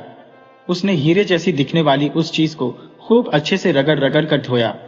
अब वह बिल्कुल हीरे जैसी मालूम पड़ती थी, परंतु असल में वह कांच का एक टुकड़ा ही था। चमन ने इस वस्तु को किसी जौहरी के पास जाकर बेचने का फैसला किया। उसी समय चमन नगर के एक बहुत ही बड़े जौहरी के पास हीरा बेचने के लिए जा पहुंचा। उस नगर का सबसे बड़ा जौहरी था सेठ रतनलाल। उसकी दुकान पर बेशुमार हीरे जवाहरात रहते थे। यह जौहरी हीरों का बड़ा ही पारखी था। उसके पास एक से एक नायाब हीरे होते थे। सेठ रतनलाल के ग्राहकों में नगर के अमीर लोगों के अलावा कई राज्यों के मंत्री, दीवान और राजा महाराजा भी थे। उसकी दुकान पर अक्सर राज परिवार के लोग भी आया करते थे। यह जौहरी किसी भी हीरे को देखते ही उसकी कीमत बता दिया करता था। इसके जैसा पारखी जौहरी पूरे नगर में कोई दूसरा नहीं था।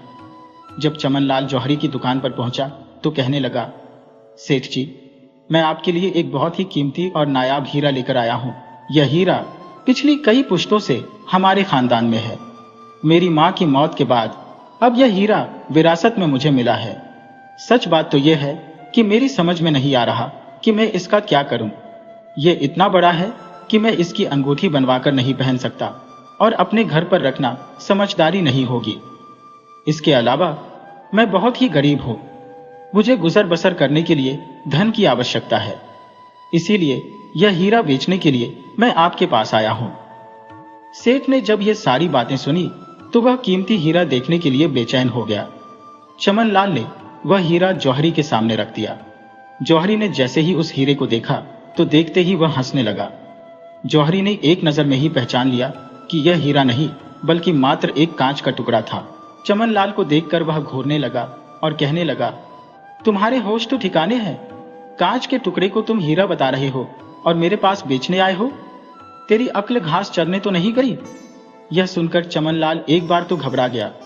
वह मन ही मन समझ गया कि अगर सेठ इस हीरे को नकली बता रहा है तो यह जरूर कांच का टुकड़ा ही होगा, क्योंकि पूरे नगर में इसके जैसा पारखी जौहरी कोई नहीं है। फिर भी चमनलाल ऐसा बर्ताव करने लगा जैसे उस पर कोई झूठा इल्जाम लगाया गया हो। कहने लगा, अरे सेठ जी, मैं कसम खाकर कहता हूं, सचमुच यह एक बहुत ही बेशकीमती हीरा है जो मेरे परदादा ने मेरे दादा को दिया। मेरे दादा ने मेरे पिताजी को और मेरे पिताजी ने मरते हुए मेरी मां को दिया था। इस खानदानी निशानी को हमने बरसों तक संभाल कर रखा है। मेरे घरेलू हालात इस समय खराब है, इसीलिए मैं इस अनमोल हीरे को मजबूरी में बेच रहा हूं। और मैं कौन सा कहता हूं कि आप ही इस हीरे को मुझसे खरीद लीजिए। आपकी दुकान पर तरह तरह के ग्राहक आते रहते हैं। आप इस हीरे को अपने पास रख लीजिए। जब भी किसी ग्राहक को पसंद आए तो इसे बेचकर कीमत मुझे दे दीजिएगा। समय की कोई पाबंदी नहीं है। 1 महीने, 2 महीने, 4 महीने, 6 महीने, जब भी हीरा बिके मैं तब आकर पैसे ले जाऊंगा। क्या आप मेरे लिए इतना भी नहीं कर सकते? चमनलाल की बातें सुनकर जौहरी सोच में पड़ गया। और फिर कुछ विचार करने के बाद उसने वह नकली हीरा अपने पास रख लिया और कहने लगा, अच्छा ठीक है, मैं इसे रख लेता हूँ, लेकिन यह तो बताओ कि इस हीरे को कितनी कीमत पर बेचूं? चमनलाल फौरन कहने लगा, कम से कम 10,000 रुपए। जौहरी एक बार फिर से हंसने लगा और कहने लगा, अरे भाई, तुम्हारा यह हीरा 10,000 रुपये में कभी नहीं बिकेगा। खैर कोई बात नहीं, मैं तुमसे पक्का वायदा तो नहीं करता, लेकिन इस हीरे को मेरे पास छोड़ जाओ। अगर किसी ने यह मुझसे खरीद लिया तो मैं तुम्हें इसके पैसे दे दूंगा। चमनलाल ने वह हीरा सेठ के हवाले कर दिया और अपने गांव वापस लौट गया। 3 महीने गुजर गए, लेकिन चमनलाल का वह हीरा जौहरी के पास वैसे का वैसे ही पड़ा रहा। एक दिन किसी राजकुमारी का सेवक जौहरी की दुकान में आया और कहने लगा कि वह अपने राज्य की राजकुमारी के कहने पर एक बहुत ही बेशकीमती हीरा खरीदने के लिए यहाँ पर आया है। राजकुमारी मोतियों की माला में हीरे को पिरोकर अपनी किसी सहेली को उपहार में देना चाहती है।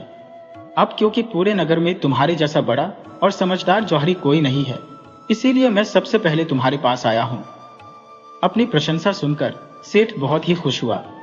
उसने राज दरबार के उस सेवक की खूब खातिरदारी की और फिर एक से एक बेशकीमती हीरा उसे दिखाने लगा। वह आदमी बड़े ही ध्यान से हीरों को देखता रहा और वाह वाह करता रहा, मगर अपने मतलब की कोई भी चीज उसे नजर नहीं आई। कोई हीरा महंगा था तो उसका आकार ठीक नहीं था। अगर किसी हीरे का आकार ठीक होता तो देखने में उसे पसंद नहीं आता। जो हीरा उसे पसंद आता तो उसकी कीमत बहुत ही कम होती। इस तरह से वह हीरों में कोई ना कोई कमी निकालता जा रहा था और सेठ से कहता कि सेठ जी, कुछ और दिखाइए। इतने सारे हीरे दिखाकर सेठ अब थक चुका था। अब तो उसके पास कोई ऐसा हीरा नहीं बचा था जो उसने सेवक को नहीं दिखाया हो। अचानक उसे चमनलाल का दिया हुआ हीरा याद आया। एक बार तो वह हीरा दिखाते हुए सेठ के मन में शर्मिंदगी महसूस हुई कि वह नगर का सबसे बड़ा जौहरी होते हुए भी एक कांच के टुकड़े को हीरा बताकर दिखा रहा है, मगर इसके अलावा कोई और चारा भी नहीं था। जौहरी सेठ यह समझ चुका था कि इस आदमी को हीरों की कोई परख और समझ नहीं है, यह कोई अनाड़ी है। सेठ ने चमनलाल का दिया हुआ हीरा उस आदमी की तरफ बढ़ाया और कहने लगा, हुजूर, मैं अपने सारे हीरे आपको दिखा चुका हूं जो आपको पसंद नहीं आए। बस अब यही एक हीरा बचा है जो मेरे किसी दोस्त ने बेचने के लिए मेरे पास रखा है। आप इसे देख लीजिए, हो सकता है यह आपको पसंद आ जाए। उस नकली हीरे को देखते ही वह आदमी उछल पड़ा और कहने लगा, वाह वाह, क्या शानदार चीज निकाली है आपने। क्या चमक है, क्या नक्काशी है। मुझे तो ऐसी ही नायाब चीज की तलाश थी। हमारी राजकुमारी इस शानदार हीरे को देखकर खिल उठेगी। बताइए, इस हीरे की क्या कीमत है, ताकि अभी के अभी सौदा पक्का हो जाए। सेठ इस आदमी की बेवकूफी पर मन ही मन बड़ा ही खुश हो रहा था। सोचने लगा, यह आदमी तो मुझे दिमाग से पैदल लगता है, जो इतने कीमती हीरो को छोड़कर इस कांच के टुकड़े को खरीदना चाहता है। जौहरी ने सोचा, अगर इस हीरे की कीमत कम बताऊंगा तो यह इसे सस्ता मानकर वापस रख देगा, क्योंकि यह राज दरबार से आया है। इसके लिए 10,000 कुछ भी नहीं होंगे। क्यों ना मैं इससे 20,000 मांग लूं। इनमें से 10,000 चमनलाल को दे दूंगा, बाकी मैं रख लूंगा। इस तरह से एक तीर से 2 शिकार हो जाएंगे। कुछ सोचने के बाद सेठ ने कहा, हुजूर, हीरे के मालिक ने इसकी कीमत 20,000 रखी है। ठीक है, कीमत तो ठीक है, मैं इसको खरीदने के लिए तैयार हूं, मगर बात यह है कि मैं इतनी रकम अपने साथ नहीं लाया। इस वक्त तो मेरे पास सिर्फ 5,000 है। आप ऐसा कीजिए, सिर्फ 5,000 बयाने के तौर पर रख लीजिए। बाकी की रकम मैं 1 हफ्ते के अंदर आपको देकर यह हीरा ले जाऊंगा। सेठ ने कहा, ठीक है, मुझे इसमें कोई ऐतराज नहीं है। तब सेवक कहने लगा, ठीक है, तो सौदा पक्का। लेकिन जाने से पहले मैं एक बात कहना चाहूंगा। अगर मैं 1 हफ्ते के अंदर बाकी की रकम लेकर ना आया तो मैंने जो 5,000 आपको दिए हैं वह आपके हो जाएंगे। परंतु अगर आपने इस 1 हफ्ते के अंदर इस हीरे को किसी और को बेच दिया तो आपको मुझे 5,000 मेरे और 5,000 जुर्माने के तौर पर यानी 10,000 वापस करने होंगे, क्योंकि मैं यह हीरा राजकुमारी के लिए ले रहा हूं और मैं नहीं चाहता कि इसमें किसी भी तरह की कोई उलझन पैदा हो। इसीलिए यह शर्त मैंने आपके सामने रखी है। मुझे लगता है हम दोनों के लिए यह शर्त बिल्कुल ठीक रहेगी। जौहरी कहने लगा, ठीक है, मुझे आपकी शर्त मंजूर है। आखिरकार इस शर्त को एक सौदे के रूप में लिख लिया गया। दोनों ने उस पर हस्ताक्षर किए और फिर वह आदमी 5,000 देकर वहां से चला गया। अब सेठ के मन में लड्डू फूट रहे थे। वह खुद को बड़ा ही खिलाड़ी समझ रहा था और उस आदमी को अनाड़ी, जिसकी वजह से उसे इतना मुनाफा होने जा रहा था, वह भी बिना किसी मेहनत के। 2 दिन बाद की बात है, जौहरी अपनी दुकान पर बैठा हुआ था कि तभी चमनलाल वहां से गुजरा। सेठ को बैठा हुआ देखकर वह दुकान में आ गया।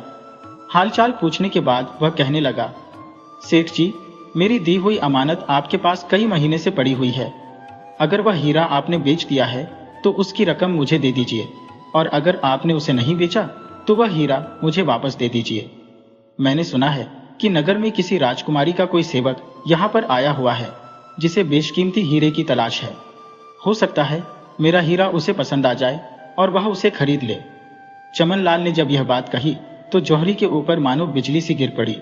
उसके होश ही उड़ गए। सोचने लगा कि अब वह क्या करे। अगर चमनलाल को वह यह बता दे कि उसका हीरा राजकुमारी के सेवक को वह पहले ही बेच चुका है, तो किसी न किसी तरह से वह यह बात जान जाएगा कि सौदा 20,000 में तय हुआ है और फिर उसको पूरी रकम चमनलाल को देनी होगी। और अगर मैंने पूरी रकम इसे नहीं दी तो यह शहर में उसकी बदनामी कर सकता है। इस तरह से मेरी बरसों की इज्जत मिट्टी में मिल जाएगी और फिर मेरे पास कोई हीरे खरीदने के लिए नहीं आएगा। अगर उसने चमनलाल को उसका हीरा वापस दे दिया तो राजकुमारी के सेवक को 10,000 जुर्माने के तौर पर देने पड़ेंगे। अच्छी तरह से सोचने के बाद जौहरी ने इस मुश्किल से निकलने की एक तरकीब निकाली और कहने लगा, भाई, मुझे तुम्हारा हीरा परखने में कुछ गलती हो गई थी। जब बाद में मैंने तुम्हारे हीरे को देखा तो सचमुच वह बहुत ही कीमती है, इसीलिए अब मैं तुम्हारा हीरा खरीदना चाहता हूं। यह सुनकर चमनलाल खुशी से उछल पड़ा। क्या सचमुच तुम उस हीरे को खरीदना चाहते हो? लेकिन तुम तो उस हीरे को कांच का टुकड़ा बता रहे थे। अरे भाई, मुझे कुछ गलतफहमी हो गई थी, लेकिन अब बात मेरी समझ में आ चुकी है। अच्छा, तो अब मेरे उस हीरे की क्या कीमत दोगे तुम? वही जो तुम मांग रहे थे, यानी 10,000। लेकिन एक बार सोच लो, बाद में किसी से यह मत कहना कि सेठ ने तुम्हें लूट लिया। नहीं नहीं, ऐसी कोई बात नहीं है। मैं अपनी मर्जी से यह हीरा आपको बेच रहा हूं। यह सुनकर सेठ बहुत ही खुश हुआ। उसने अपनी तिजोरी से 10,000 निकालकर चमनलाल के हाथ पर रख दिए। चमनलाल ने सिक्कों की थैली अपनी जेब में रखी और वहां से चलता बना। अब सेठ की समस्या का समाधान हो चुका था। उसे चमनलाल के भोलेपन पर बड़ी ही हैरानी हो रही थी कि किस तरह से सिर्फ 10,000 में वह मान गया। सेठ बहुत ही खुश हो रहा था। अपने भाग्य और बुद्धि पर उसे बड़ा ही गर्व महसूस हो रहा था। इस हीरे को बेचकर होने वाले मुनाफे के बारे में सोचकर सेठ की आंखें चमक रही थी। इतना धनवान होने के बावजूद भी असल में सेठ बहुत ही लालची था। उसे ज्यादा से ज्यादा धन इकट्ठा करने का लालच था। अब सेठ राजकुमारी के सेवक के आने का इंतजार करने लगा। उसके द्वारा दी गई 7 दिन की अवधि भी अब पूरी हो चुकी थी, लेकिन सेवक वापस नहीं आया। जौहरी कुछ दिन और उसका इंतजार करता रहा, लेकिन राजकुमारी का सेवक ना तो आना था और न ही वह वापस आया।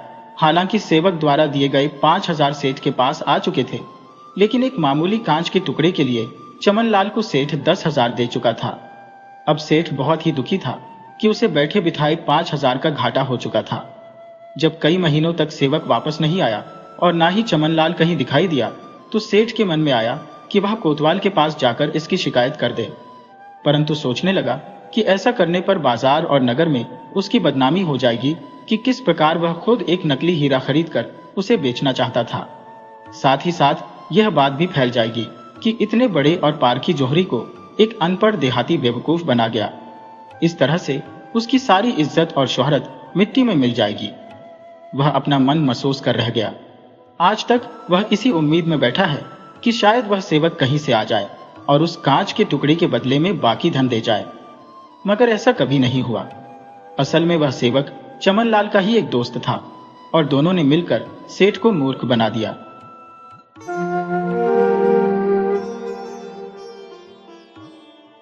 नीलगिरी नामक एक राज्य था जिसका शासन एक धर्मात्मा राजा राज करते थे। वह सदैव गरीबों और पीड़ितों की मदद में लगे रहते थे, परंतु उन्हें एक बात का अत्यंत दुख था, उनकी कोई संतान नहीं थी। उन्होंने समस्त देवी देवताओं की आराधना की, उपवास रखे और यहाँ तक कि दूसरी स्त्री से विवाह भी किया, किंतु संतान प्राप्ति न हो सकी। राजा ने अंततः अपने मंत्री के समक्ष अपना दुख प्रकट किया। मंत्री ने उन्हें सलाह दी कि जो कुछ मानव के वश में था वह सब आप कर चुके हैं, अब केवल ईश्वर की कृपा से ही कोई चमत्कार हो सकता है। मंत्री ने उन्हें जंगल में तपस्या करने की सलाह दी। राजा मंत्री की सलाह मानकर जंगल में तपस्या करने चल दिए। तपस्या आरंभ करने से पूर्व ही उन्हें एक वटवृक्ष के नीचे एक ऋषि दिखाई दिए। राजा ने उन्हें प्रणाम किया और जंगल आने का कारण बताया। ऋषि ने राजा के दुख को समझा और पास स्थित एक फलदार वृक्ष की ओर इशारा कर 2 फल तोड़कर लाने को कहा। साथ ही राजा से एक वचन लिया कि दोनों रानियों में से एक एक को एक एक फल देने के बाद बड़े बेटे को ऋषि को सौंपना होगा। राजा ने वचन दे दिया और फल तोड़ने के लिए पेड़ पर चढ़ गए। वृक्ष पर अनेकों फल लगे हुए थे। राजा ने सोचा, अधिक फल तोड़ने पर अधिक संतानें होंगी और बड़े बेटे को ऋषि को देने में कोई कठिनाई नहीं होगी। उन्होंने कई फल तोड़े, परंतु नीचे उतरते समय उनके पास सिर्फ 2 ही फल बचे। अंततः राजा ने उन 2 फलों को रानियों में बांट दिया। कुछ समय पश्चात दोनों रानियों ने संतान को जन्म दिया। एक अद्भुत घटना यह हुई कि बड़ी रानी ने मानव की बजाय एक शंख को जन्म दिया और छोटी रानी ने एक सुंदर पुत्र को जन्म दिया। राजा को छोटी रानी से अधिक प्रेम था, इसलिए वह उसकी संतान से ज्यादा स्नेह करते थे और बड़ी रानी से दूरी बना ली। वचन के अनुसार ऋषि अपना अधिकार मांगने आए। बड़ी रानी ने शंख को जन्म दिया था, परंतु उसकी ममता उससे जुड़ी हुई थी। ऋषि के आने पर वह रानी विनती करती है कि शंख को कुछ समय बड़ा होने दीजिए, उसके बाद उसे ले जाइए। ऋषि ने उसकी प्रार्थना स्वीकार कर ली। इस बीच एक अजीब घटना घटित होने लगी।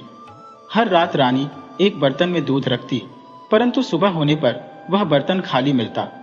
एक दिन रानी जाग रही थी और रात के 12 बजने के बाद उसने एक विचित्र घटना देखी। शंख, जो कि उसका बेटा था, उसमें से एक सुंदर राजकुमार बाहर निकला। वहां रखा हुआ सारा दूध पीकर फिर से शंख में समा गया। यह घटना कई दिनों तक चलती रही। एक दिन रानी भावुक हो गई और उसने शंख को उठाकर खूब प्यार किया। एक रात जब राजकुमार शंख से बाहर निकला और दूध पीकर लौटने लगा, उसने देखा कि उसकी मां ने शंख को वहां से हटा दिया है। विवश होकर वह अपनी मां से कहता है, मां, आपने शंख को क्यों हटा दिया? मुझे अभी इसमें रहकर बढ़ना था। परिस्थिति के चलते कुछ नहीं किया जा सकता था। फिर ऋषि राजा के पास आए और उन्हें उनका वचन याद दिलाया। इस बीच जो कुछ महल में घटित हो रहा था उससे राजा अनभिज्ञ थे। ऋषि ने राजकुमार को साथ ले लिया। जब रानी को यह ज्ञात हुआ तो राजकुमार ने स्वयं आगे बढ़कर अपनी मां को शांत किया। ऋषि राजकुमार को लेकर जंगल, मैदान, पहाड़ आदि मार्गों से होते हुए एक बड़ी गुफा के पास पहुंचे। ऋषि ने राजकुमार को गुफा के अंदर ले जाकर देवी मां की मूर्ति दिखाई और बताया कि वह रोज इस मूर्ति की पूजा करते हैं। एक दिन ऋषि ने राजकुमार को बुलाया और कहा, मैं नदी में स्नान करके लौटूंगा, तब तक तुम यहां सफाई कर दो। इतना कहकर वे नदी की ओर निकल गए। राजकुमार को पहली बार अकेले रहने का अवसर मिला। यह सोचकर कि उसके पास काफी समय है, उसने थोड़ी देर के लिए गुफा में घूमना शुरू किया। गुफा के एक कोने में उसे एक छेद दिखाई दिया, जिसमें से वह सहजता से अंदर घुस गया। अंदर जाने पर उसे अपनी आंखों पर विश्वास नहीं हुआ। चारों तरफ कई मुंड गले के ऊपरी भाग लटके हुए थे, जो उसे देखकर हंसने लगे। राजकुमार जरूर डर गया, परंतु उसने हिम्मत करके पूछा, तुम लोग इस तरह क्यों लटके हुए हो? तुम्हारा धड़ कहाँ है? मुझे देखो, मैं कैसा लगता हूं? मुंड ने जवाब दिया, तुम्हें देखकर हमें दया आ रही है। तुम्हें धोखा हुआ है। हमें भी यह ऋषि धोखा देकर यहां लाया था। काली मां के प्रत्यक्ष दर्शन के लिए उसने हमारी बलि दी थी। उसी तरह उसने 100 राजकुमारों की बलि चढ़ाने की प्रतिज्ञा की है। तुम्हारा शोभा नंबर है। उसका कहना है कि 100वीं बलि पर काली मां दर्शन देकर उसकी मांग पूरी करेंगी। राजकुमार को यह सुनकर गहरा आघात लगा, लेकिन उसने हिम्मत नहीं हारी। राजकुमार घबराहट में मुंडों से सलाह मांगता है, अपने को बचाने के लिए मुझे अब क्या करना होगा? मुंड जवाब देते हैं, तुम हम पर विश्वास करो और हमारा कहना मानो, हम तुम्हारा मार्गदर्शन करेंगे। मुंडों ने कहा, जब वह ऋषि यहां आकर तुमसे झाड़ू लगाने को कहेगा तो तुम कहो कि मुझे नहीं आता। आप एक बार करके दिखा दो, फिर मैं सीख लूंगा। वह झाड़ू लगाने के बाद तुमसे पूछा करने को कहेगा, तब भी तुम कहो कि मुझे नहीं आता। आप एक बार करके दिखा दो, फिर मैं सीख जाऊंगा। जब वह पूछा कर रहा हो तब तुम काली माँ के हाथ से तलवार खींचकर ऋषि का गला काट देना। काली माँ तब तुम्हें ही दर्शन देगी। राजकुमार ने मुंडो से कहा, मैं बिल्कुल वैसा ही करूंगा। ऋषि नदी में स्नान करके लौटते समय पूजा के लिए फूल लेकर आता है। राजकुमार उसके आने तक दीवार के सहारे खड़ा रहता है। ऋषि को गुस्सा आता है और वह लड़के से झाड़ू लगाने को कहता है। राजकुमार कहता है, मैं झाड़ू लगाना नहीं जानता, आप एक बार करके दिखा दो, फिर मैं झाड़ू लगाऊंगा। मजबूर होकर ऋषि झाड़ू लगाता है। फिर लड़के से कहता है, देखो मैंने झाड़ू लगा दी, अब तुम्हें पानी से पूछा करना है। लड़का कहता है, मैं पूछा करना नहीं जानता, आप करके दिखा दो, फिर मैं सीख जाऊंगा। लड़के की बातों से ऋषि को गुस्सा तो आता है, मगर वह अपने गुस्से को निगल कर पूछा करने लगता है। राजकुमार सही समय का इंतजार करता है और तुरंत काली माँ के हाथ से तलवार खींचकर ऋषि के सिर पर मार देता है। ऋषि का सिर धड़ से अलग हो जाता है। काली माँ प्रत्यक्ष दर्शन देकर राजकुमार से पूछती हैं, बेटा मैं तुम्हारी सेवा से संतुष्ट हूं, मांग, तुझे क्या चाहिए। राजकुमार काली माँ से कहता है, माँ सबसे पहले तुम इन 99 राजकुमारों को पुनर्जीवित कर दो। देवी कहती है, ऐसा ही होगा। काली माँ के ऐसा कहते ही वे सब राजकुमार प्राण प्राप्त कर लेते हैं।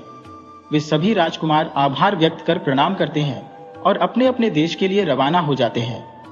काली माँ फिर पूछती है, बेटा तुम्हें दूसरा कौन सा वरदान चाहिए।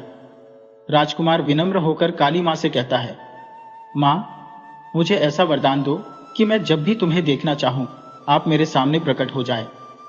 काली माँ कहती है, ठीक है ऐसा ही होगा। इसके बाद काली माँ अदृश्य हो जाती है। राजकुमार अब ऋषि की त्वचा ओढ़कर आगे बढ़ता है।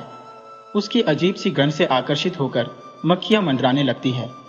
तब जो भी इंसान उधर से गुजरता है वह उसे देखकर मक्खी चिपका कहकर बुलाता है। इस बीच पड़ोसी राज्य के राजा की 5 पुत्रियां थी। सभी बालिकाएं यौवन की दहलीज पर खड़ी थी और विवाह योग्य थी। एक दिन राजा ने उन 5 को बुलाकर पूछा, तुम लोगों को मायका प्रिय है या ससुराल। पहली 4 लड़कियों ने उत्तर दिया कि उन्हें मायका ही पसंद है, लेकिन 5वीं पुत्री का जवाब भिन्न था।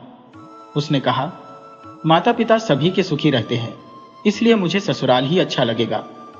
राजा को 5वीं पुत्री का जवाब अत्यंत खराब लगा और वह क्रोधित हो गया। उसने कहा, अब मैं तुम्हें दंडित करूंगा ताकि तुम्हें मायके का महत्व समझ आए। साथ ही राजा ने अपने मंत्री को बुलाकर पहली 4 लड़कियों के लिए सुंदर सुंदर रिश्ते ढूंढ लाने का आदेश दिया।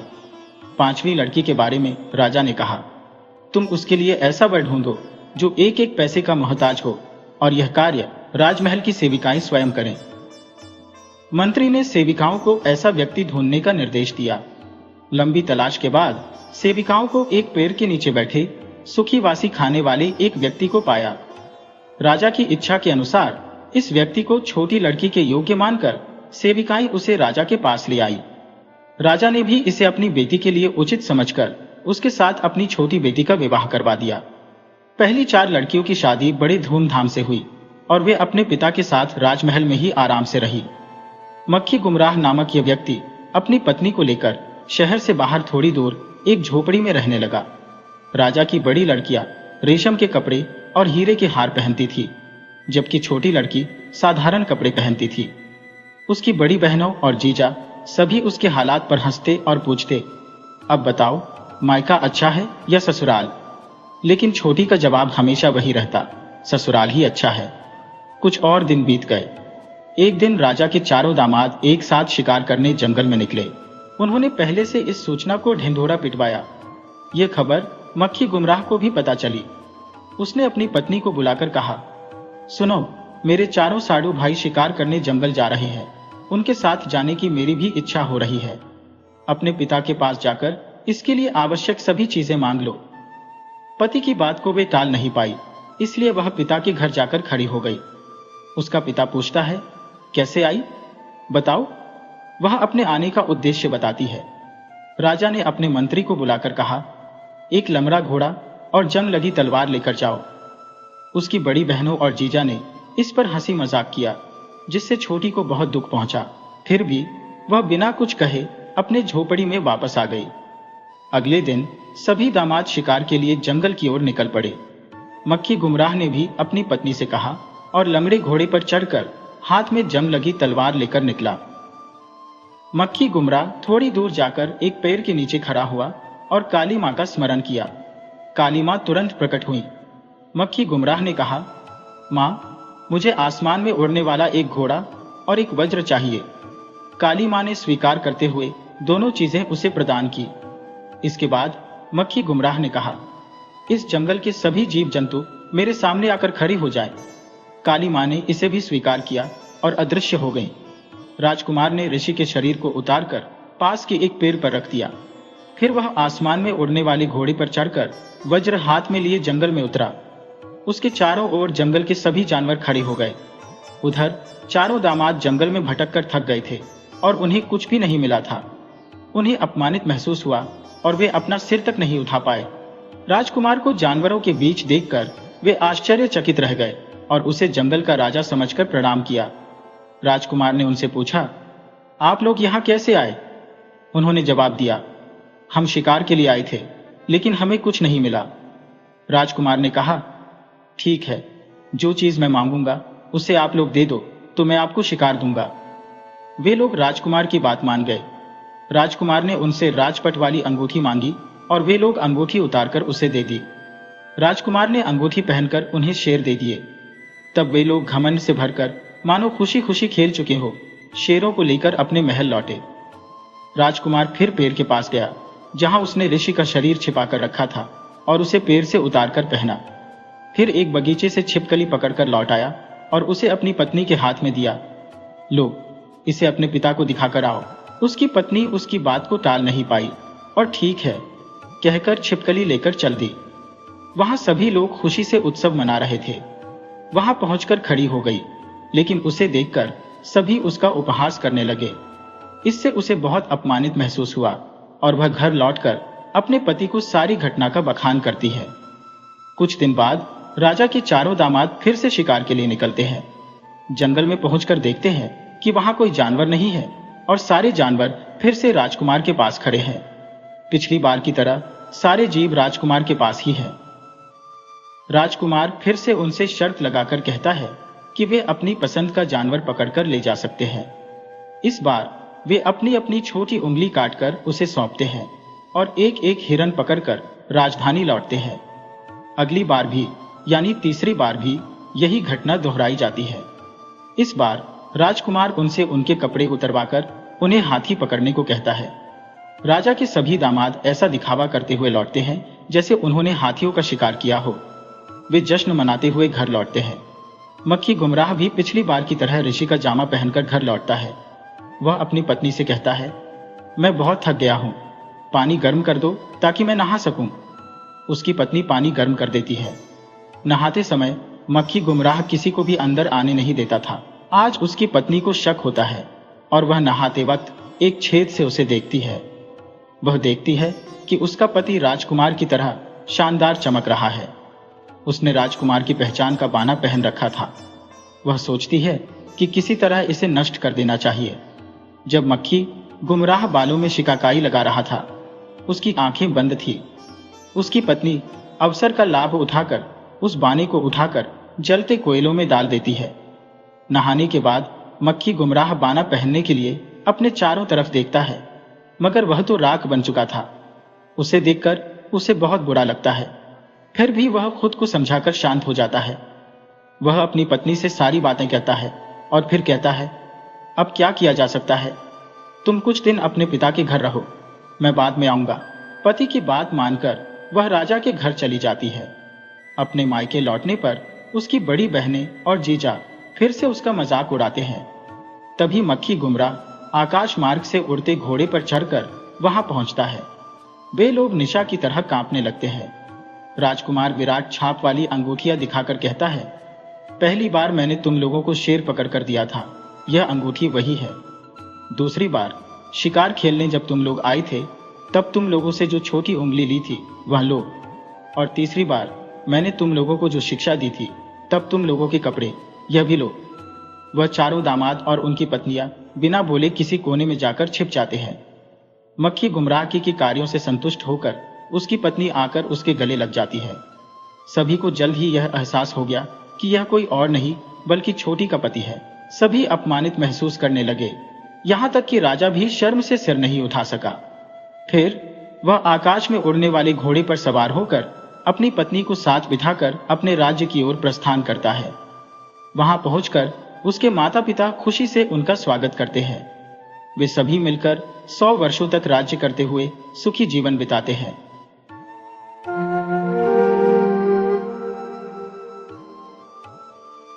सज्जनपुर नाम के एक गांव में रतन नाम का एक किसान रहता था। रतन बहुत मेहनती और दयालु स्वभाव का आदमी था। गांव में जब भी किसी को सहायता की जरूरत होती तो रतन उसकी मदद करने में कभी पीछे नहीं हटता था। गांव के लोग भी रतन की बहुत इज्जत करते थे। उसके परिवार में उसकी पत्नी और एक बेटा था जो अभी सिर्फ 8 साल का था।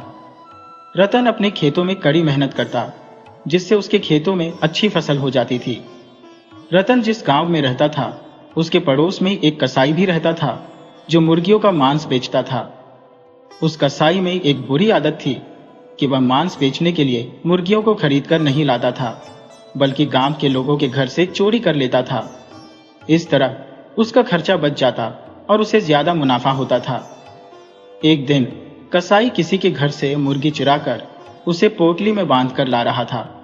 तभी रास्ते में उसे रतन मिल गया। रतन ने उस कसाई से पूछा, क्यों भाई, आज तुम यह मुर्गियां कहां से खरीद कर लाए हो? कसाई रतन को अच्छी तरह जानता था और उसे विश्वास था कि रतन उसका राज्य कभी नहीं खोलेगा, इसलिए उसने सच बात रतन को बता दी। मैं यह मुर्गियां खरीद कर नहीं लाया हो, बल्कि मैंने इन्हें किसी के घर से चोरी करके लाया हो। रतन ने जब यह सुना तो वह हैरान रह गया और कसाई को समझाते हुए कहा, अरे भाई, तुम ऐसा मत किया करो। चोरी करना तो एक अपराध है और ऐसा करके तुम कभी अमीर नहीं हो पाओगे। तब कसाई ने रतन से कहा, भाई, मैंने तुम्हें अपना सच बताया क्योंकि मैं तुम पर विश्वास करता हूं, न कि इसलिए कि तुम मुझे समझाओ कि मुझे क्या करना है और क्या नहीं। खैर, कसाई मुर्गियों की पोटली लेकर अपनी दुकान पर चला गया। अब उस कसाई की यही आदत बन चुकी थी। वह कभी कभी मुर्गियां खरीद कर ले आता, लेकिन कई बार लोगों के घरों से चुरा कर लाता था। दूसरी तरफ जब गांव के लोगों के घरों से मुर्गियों की चोरी हद से ज्यादा बढ़ गई तो वे लोग एक दिन इकट्ठा हुए और गांव के बड़े बुजुर्ग इस बारे में चर्चा करने लगे कि आखिर वह कौन आदमी है जो मुर्गियां चुरा कर ले जा रहा है। हमें उस आदमी का पता लगाना चाहिए। अभी वे सब लोग इसी बारे में चर्चा कर रहे थे कि तभी एक नौजवान वहां भागता हुआ आया और कहने लगा, हुजूर, मैंने अभी अपनी आंखों से गांव के एक कसाई को किसी के घर से मुर्गियां उठाकर ले जाते हुए देखा है। जैसे ही गांव वालों को इस बात की खबर हुई कि आज तक हमारी जितनी भी मुर्गियां चोरी हुई है वह इस छुट्टन कसाई ने ही चुराई है और वह हमारी चुराई हुई मुर्गियां ही हमें बाद में बेचता है, तो सारे गांव वाले क्रोध से आग बबूला हो गए। वे भागते हुए उस कसाई के पास जा पहुंचे और उसे घेर लिया। वे कहने लगे, तुम्हारी हिम्मत कैसे हुई हमारे घरों से मुर्गियां चुराने की? आज हम तुम्हें नहीं छोड़ेंगे। दूसरी तरफ कसाई ने कहा, नहीं गांव वालों, मैं तो मुर्गियां खरीद कर लाता हूं, मैंने आपके घर से कोई मुर्गियां नहीं चुराई। लेकिन अब गांव वालों के सामने सारी सच्चाई आ चुकी थी। उन्होंने छुट्टन कसाई की एक भी बात नहीं मानी और उसी वक्त उसे मारना पीटना शुरू कर दिया। काफी देर तक उसकी पिटाई की और फिर उसे चेतावनी देकर छोड़ दिया कि तुम इस गांव में दोबारा नजर मत आना। अगले 1-2 दिन में तुम यह गांव छोड़कर चले जाओ, किसी दूसरी जगह चले जाओ। अब छुट्टन कसाई का वहां पर कोई नहीं था। वह तो गांव में अकेला ही रहता था। न उसके कोई बीवी बच्चे थे, न ही माँ बाप। कसाई ने सोचा कि कल जाने से अच्छा है कि मैं आज और अभी इस गांव को छोड़कर चला जाऊं, क्योंकि अब इस गांव में मेरी कोई इज्जत नहीं रही। और कसाई उसी दिन खाली हाथ वहां से चला गया। अब भी वह चलता हुआ रास्ते में ही था कि उसे फिर से रतन मिल गया। रतन ने जब कसाई की ऐसी हालत देखी तो पूछा, भाई, तुम्हारे साथ क्या हुआ है? कसाई ने रतन को सारी बात बता दी कि किस तरह से गांव वालों ने उसकी पिटाई कर दी, क्योंकि उनको पता चल चुका था कि मैं उनकी मुर्गियां चुराता हूं। रतन ने कसाई से कहा, देखो भाई, मैं तो तुम्हें पहले से ही यही बात समझा रहा था कि चोरी करना अच्छी बात नहीं है, इसे छोड़ दो। कसाई ने कहा, अब मुझे समझाने का कोई फायदा नहीं है। जो होना था वह तो हो चुका है। अगर तुमसे हो सकता है तो मेरी सहायता कर दो। रतन एक रहमदिल और शरीफ आदमी था जो दूसरों की सहायता करने के लिए अक्सर तैयार रहता था। उसने कहा, अच्छा बताओ, तुम्हें क्या चाहिए? मैं तुम्हारी सहायता किस तरह से कर सकता हूं? कसाई ने कहा, पिछली बार अपनी फसल में से तुम्हें जो मुनाफा हुआ था वह तुम मुझे दे दो। रतन ने कहा, अरे भाई, मुनाफे की रकम मैं तुम्हें कैसे दे सकता हूं? उस मुनाफे की रकम में से तो बड़ी मुश्किल से मुझे सिर्फ 10 अशर्फिया ही मिली है। मुझे तो अभी उन 10 अशर्फियों से भी काम चलाना है और उस पर भी खर्च आएगा। कसाई ने कहा, भाई तुम ऐसा करो, मुझे अपनी 10 सोने की अशर्फियां उधार के तौर पर दे दो। मैं वादा करता हूं कि 1 महीने के अंदर अंदर तुम्हें 10 सोने की अशर्फियां वापस लौटा दूंगा। मैं तुम्हारी 10 अशर्फियां लेकर राज्य की राजधानी जाऊंगा। वह एक बड़ा नगर है, वहां पर कोई व्यापार शुरू करूंगा। तुम्हारी 10 सोने की अशर्फियां महीना पूरा होने से पहले ही तुम्हें वापस कर दूंगा, क्योंकि अभी तो तुम्हें भी फसल उगाने में 1 महीने का समय लगेगा। इस तरह यह अशर्फियां तुम्हारे भी काम आ जाएंगी और मेरे भी काम आ जाएंगी। नेक दिल रतन उस कसाई की बातों में आ गया और उसने अपने मुनाफे की रकम यानी 10 सोने की अशर्फियां उस कसाई को दे दी। वो कसाई 10 अशर्फियां लेकर राज्य की राजधानी में आ गया। दूसरी तरफ जब रतन की पत्नी को इस बात की खबर हुई कि रतन ने अपने सारे मुनाफे की रकम किसी को दे दी है, तो वह अपने पति पर बिगड़ने लगी। रतन उसे दिलासा देते हुए कहने लगा, भाग्यवान, वो कसाई मेरा दोस्त है। वो 1 महीने से पहले ही मेरी रकम मुझे वापस कर देगा और इस तरह से हमारी फसल भी लग जाएगी। खैर, दिन गुजरते गए और देखते ही देखते 1 महीना भी गुजर गया, लेकिन उस कसाई का कहीं पर भी कोई नामो निशान नहीं था। किसान ने फसल तो लगा दी थी, लेकिन उसे खाद और पानी देने के लिए उसके पास अब पैसे नहीं बचे थे। उसकी फसल अब खराब होने लगी थी। एक दिन परेशानी की हालत में रतन अपने घर के सामने बैठा था।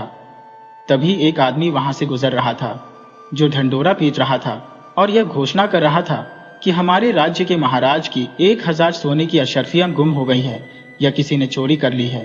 अगर कोई भी आदमी 1000 अशर्फियां महाराज को ढूंढकर लौटा देगा या चोर के बारे में कुछ बताएगा तो उसे 300 अशर्फियां इनाम के रूप में दी जाएंगी।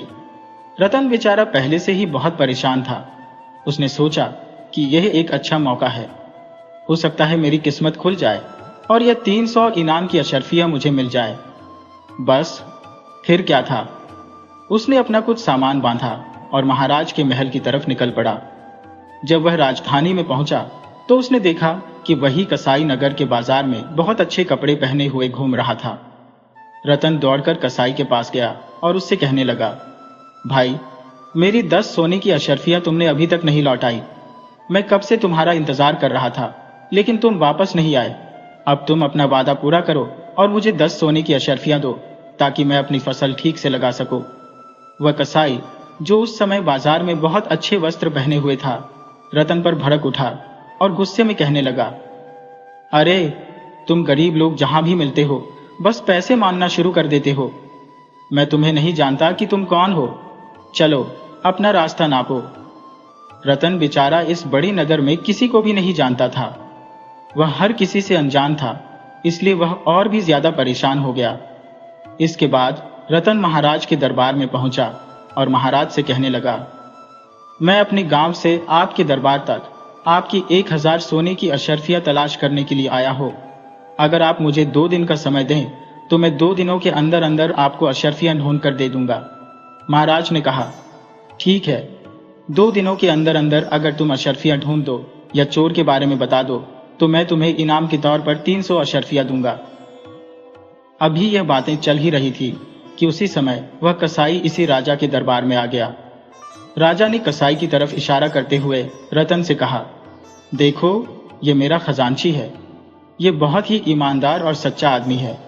आज से लगभग 1 महीने पहले ये मेरे पास आया था और मुझसे कहने लगा कि महाराज, मुझे रास्ते में किसी की 10 सोने की अशर्फियां पड़ी मिली है। आप ऐसा करें कि इसके मालिक की तलाश करके उसे यह अशर्फियां वापस लौटा दें। मैंने जब इसकी ईमानदारी और शराफत देखी तो इसको अपना खजांची नियुक्त कर दिया। रतन की समझ में अब सारी बात आ चुकी थी कि वह 10 अशर्फियां जो कसाई ने राजा के पास रखी थी वह किसकी थी, और उसकी समझ में यह भी आ चुका था कि हो न हो खजाने में से 1000 सोने की अशर्फियां भी इसी कसाई ने चुराई है, क्योंकि चोरी करना इसकी पुरानी आदत है। बातचीत खत्म होने के बाद वह दरबार से लौट आया। शाम होने पर वह सीधा नगर में बने हुए कसाई के घर पर पहुंचा और उससे कहने लगा, अगर तुम मेरी बात नहीं मानोगे तो मैं महाराज के सामने तुम्हारी सारी सच्चाई बता दूंगा, और उसके बाद महाराज तुम्हारी जो भी हालत करेंगे वह तुम अच्छी तरह से जानते हो। रतन की बात सुनकर कसाई डर गया और कहने लगा, अरे भाई, तुम चाहते क्या हो? रतन ने कहा, तुम ऐसा करो, महाराज की चुराई हुई 1000 अशर्फियां तुम मुझे वापस लौटा दो।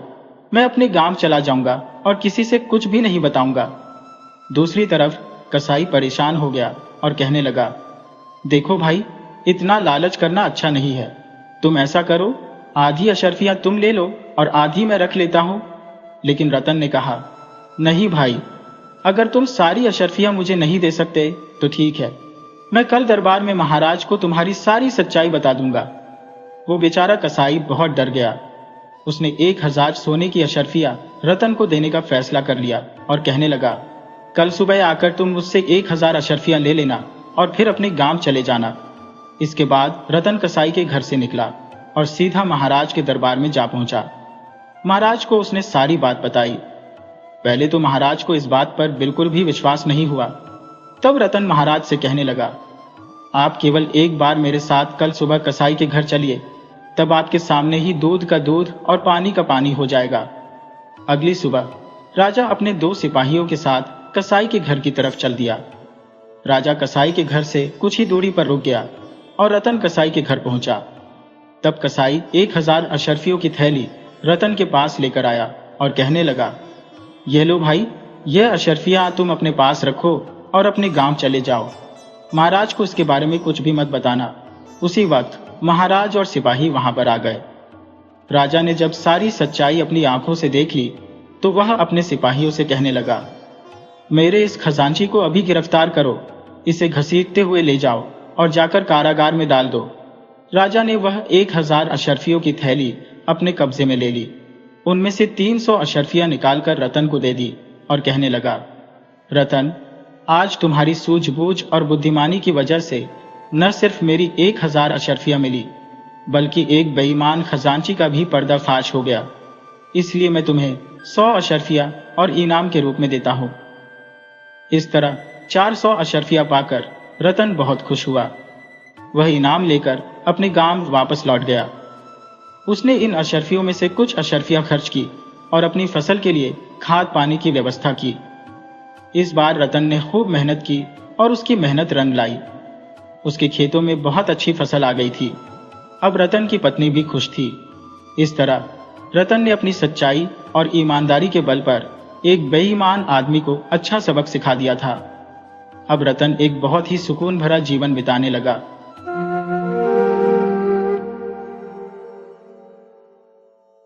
वीडियो अच्छी लगी हो तो इसे लाइक करें और ऐसे ही मज़ेदार कहानियों के लिए चैनल को सब्सक्राइब करें और बेल आइकन दबाएं। ज़्यादा से ज़्यादा अपने दोस्तों को शेयर करें। धन्यवाद।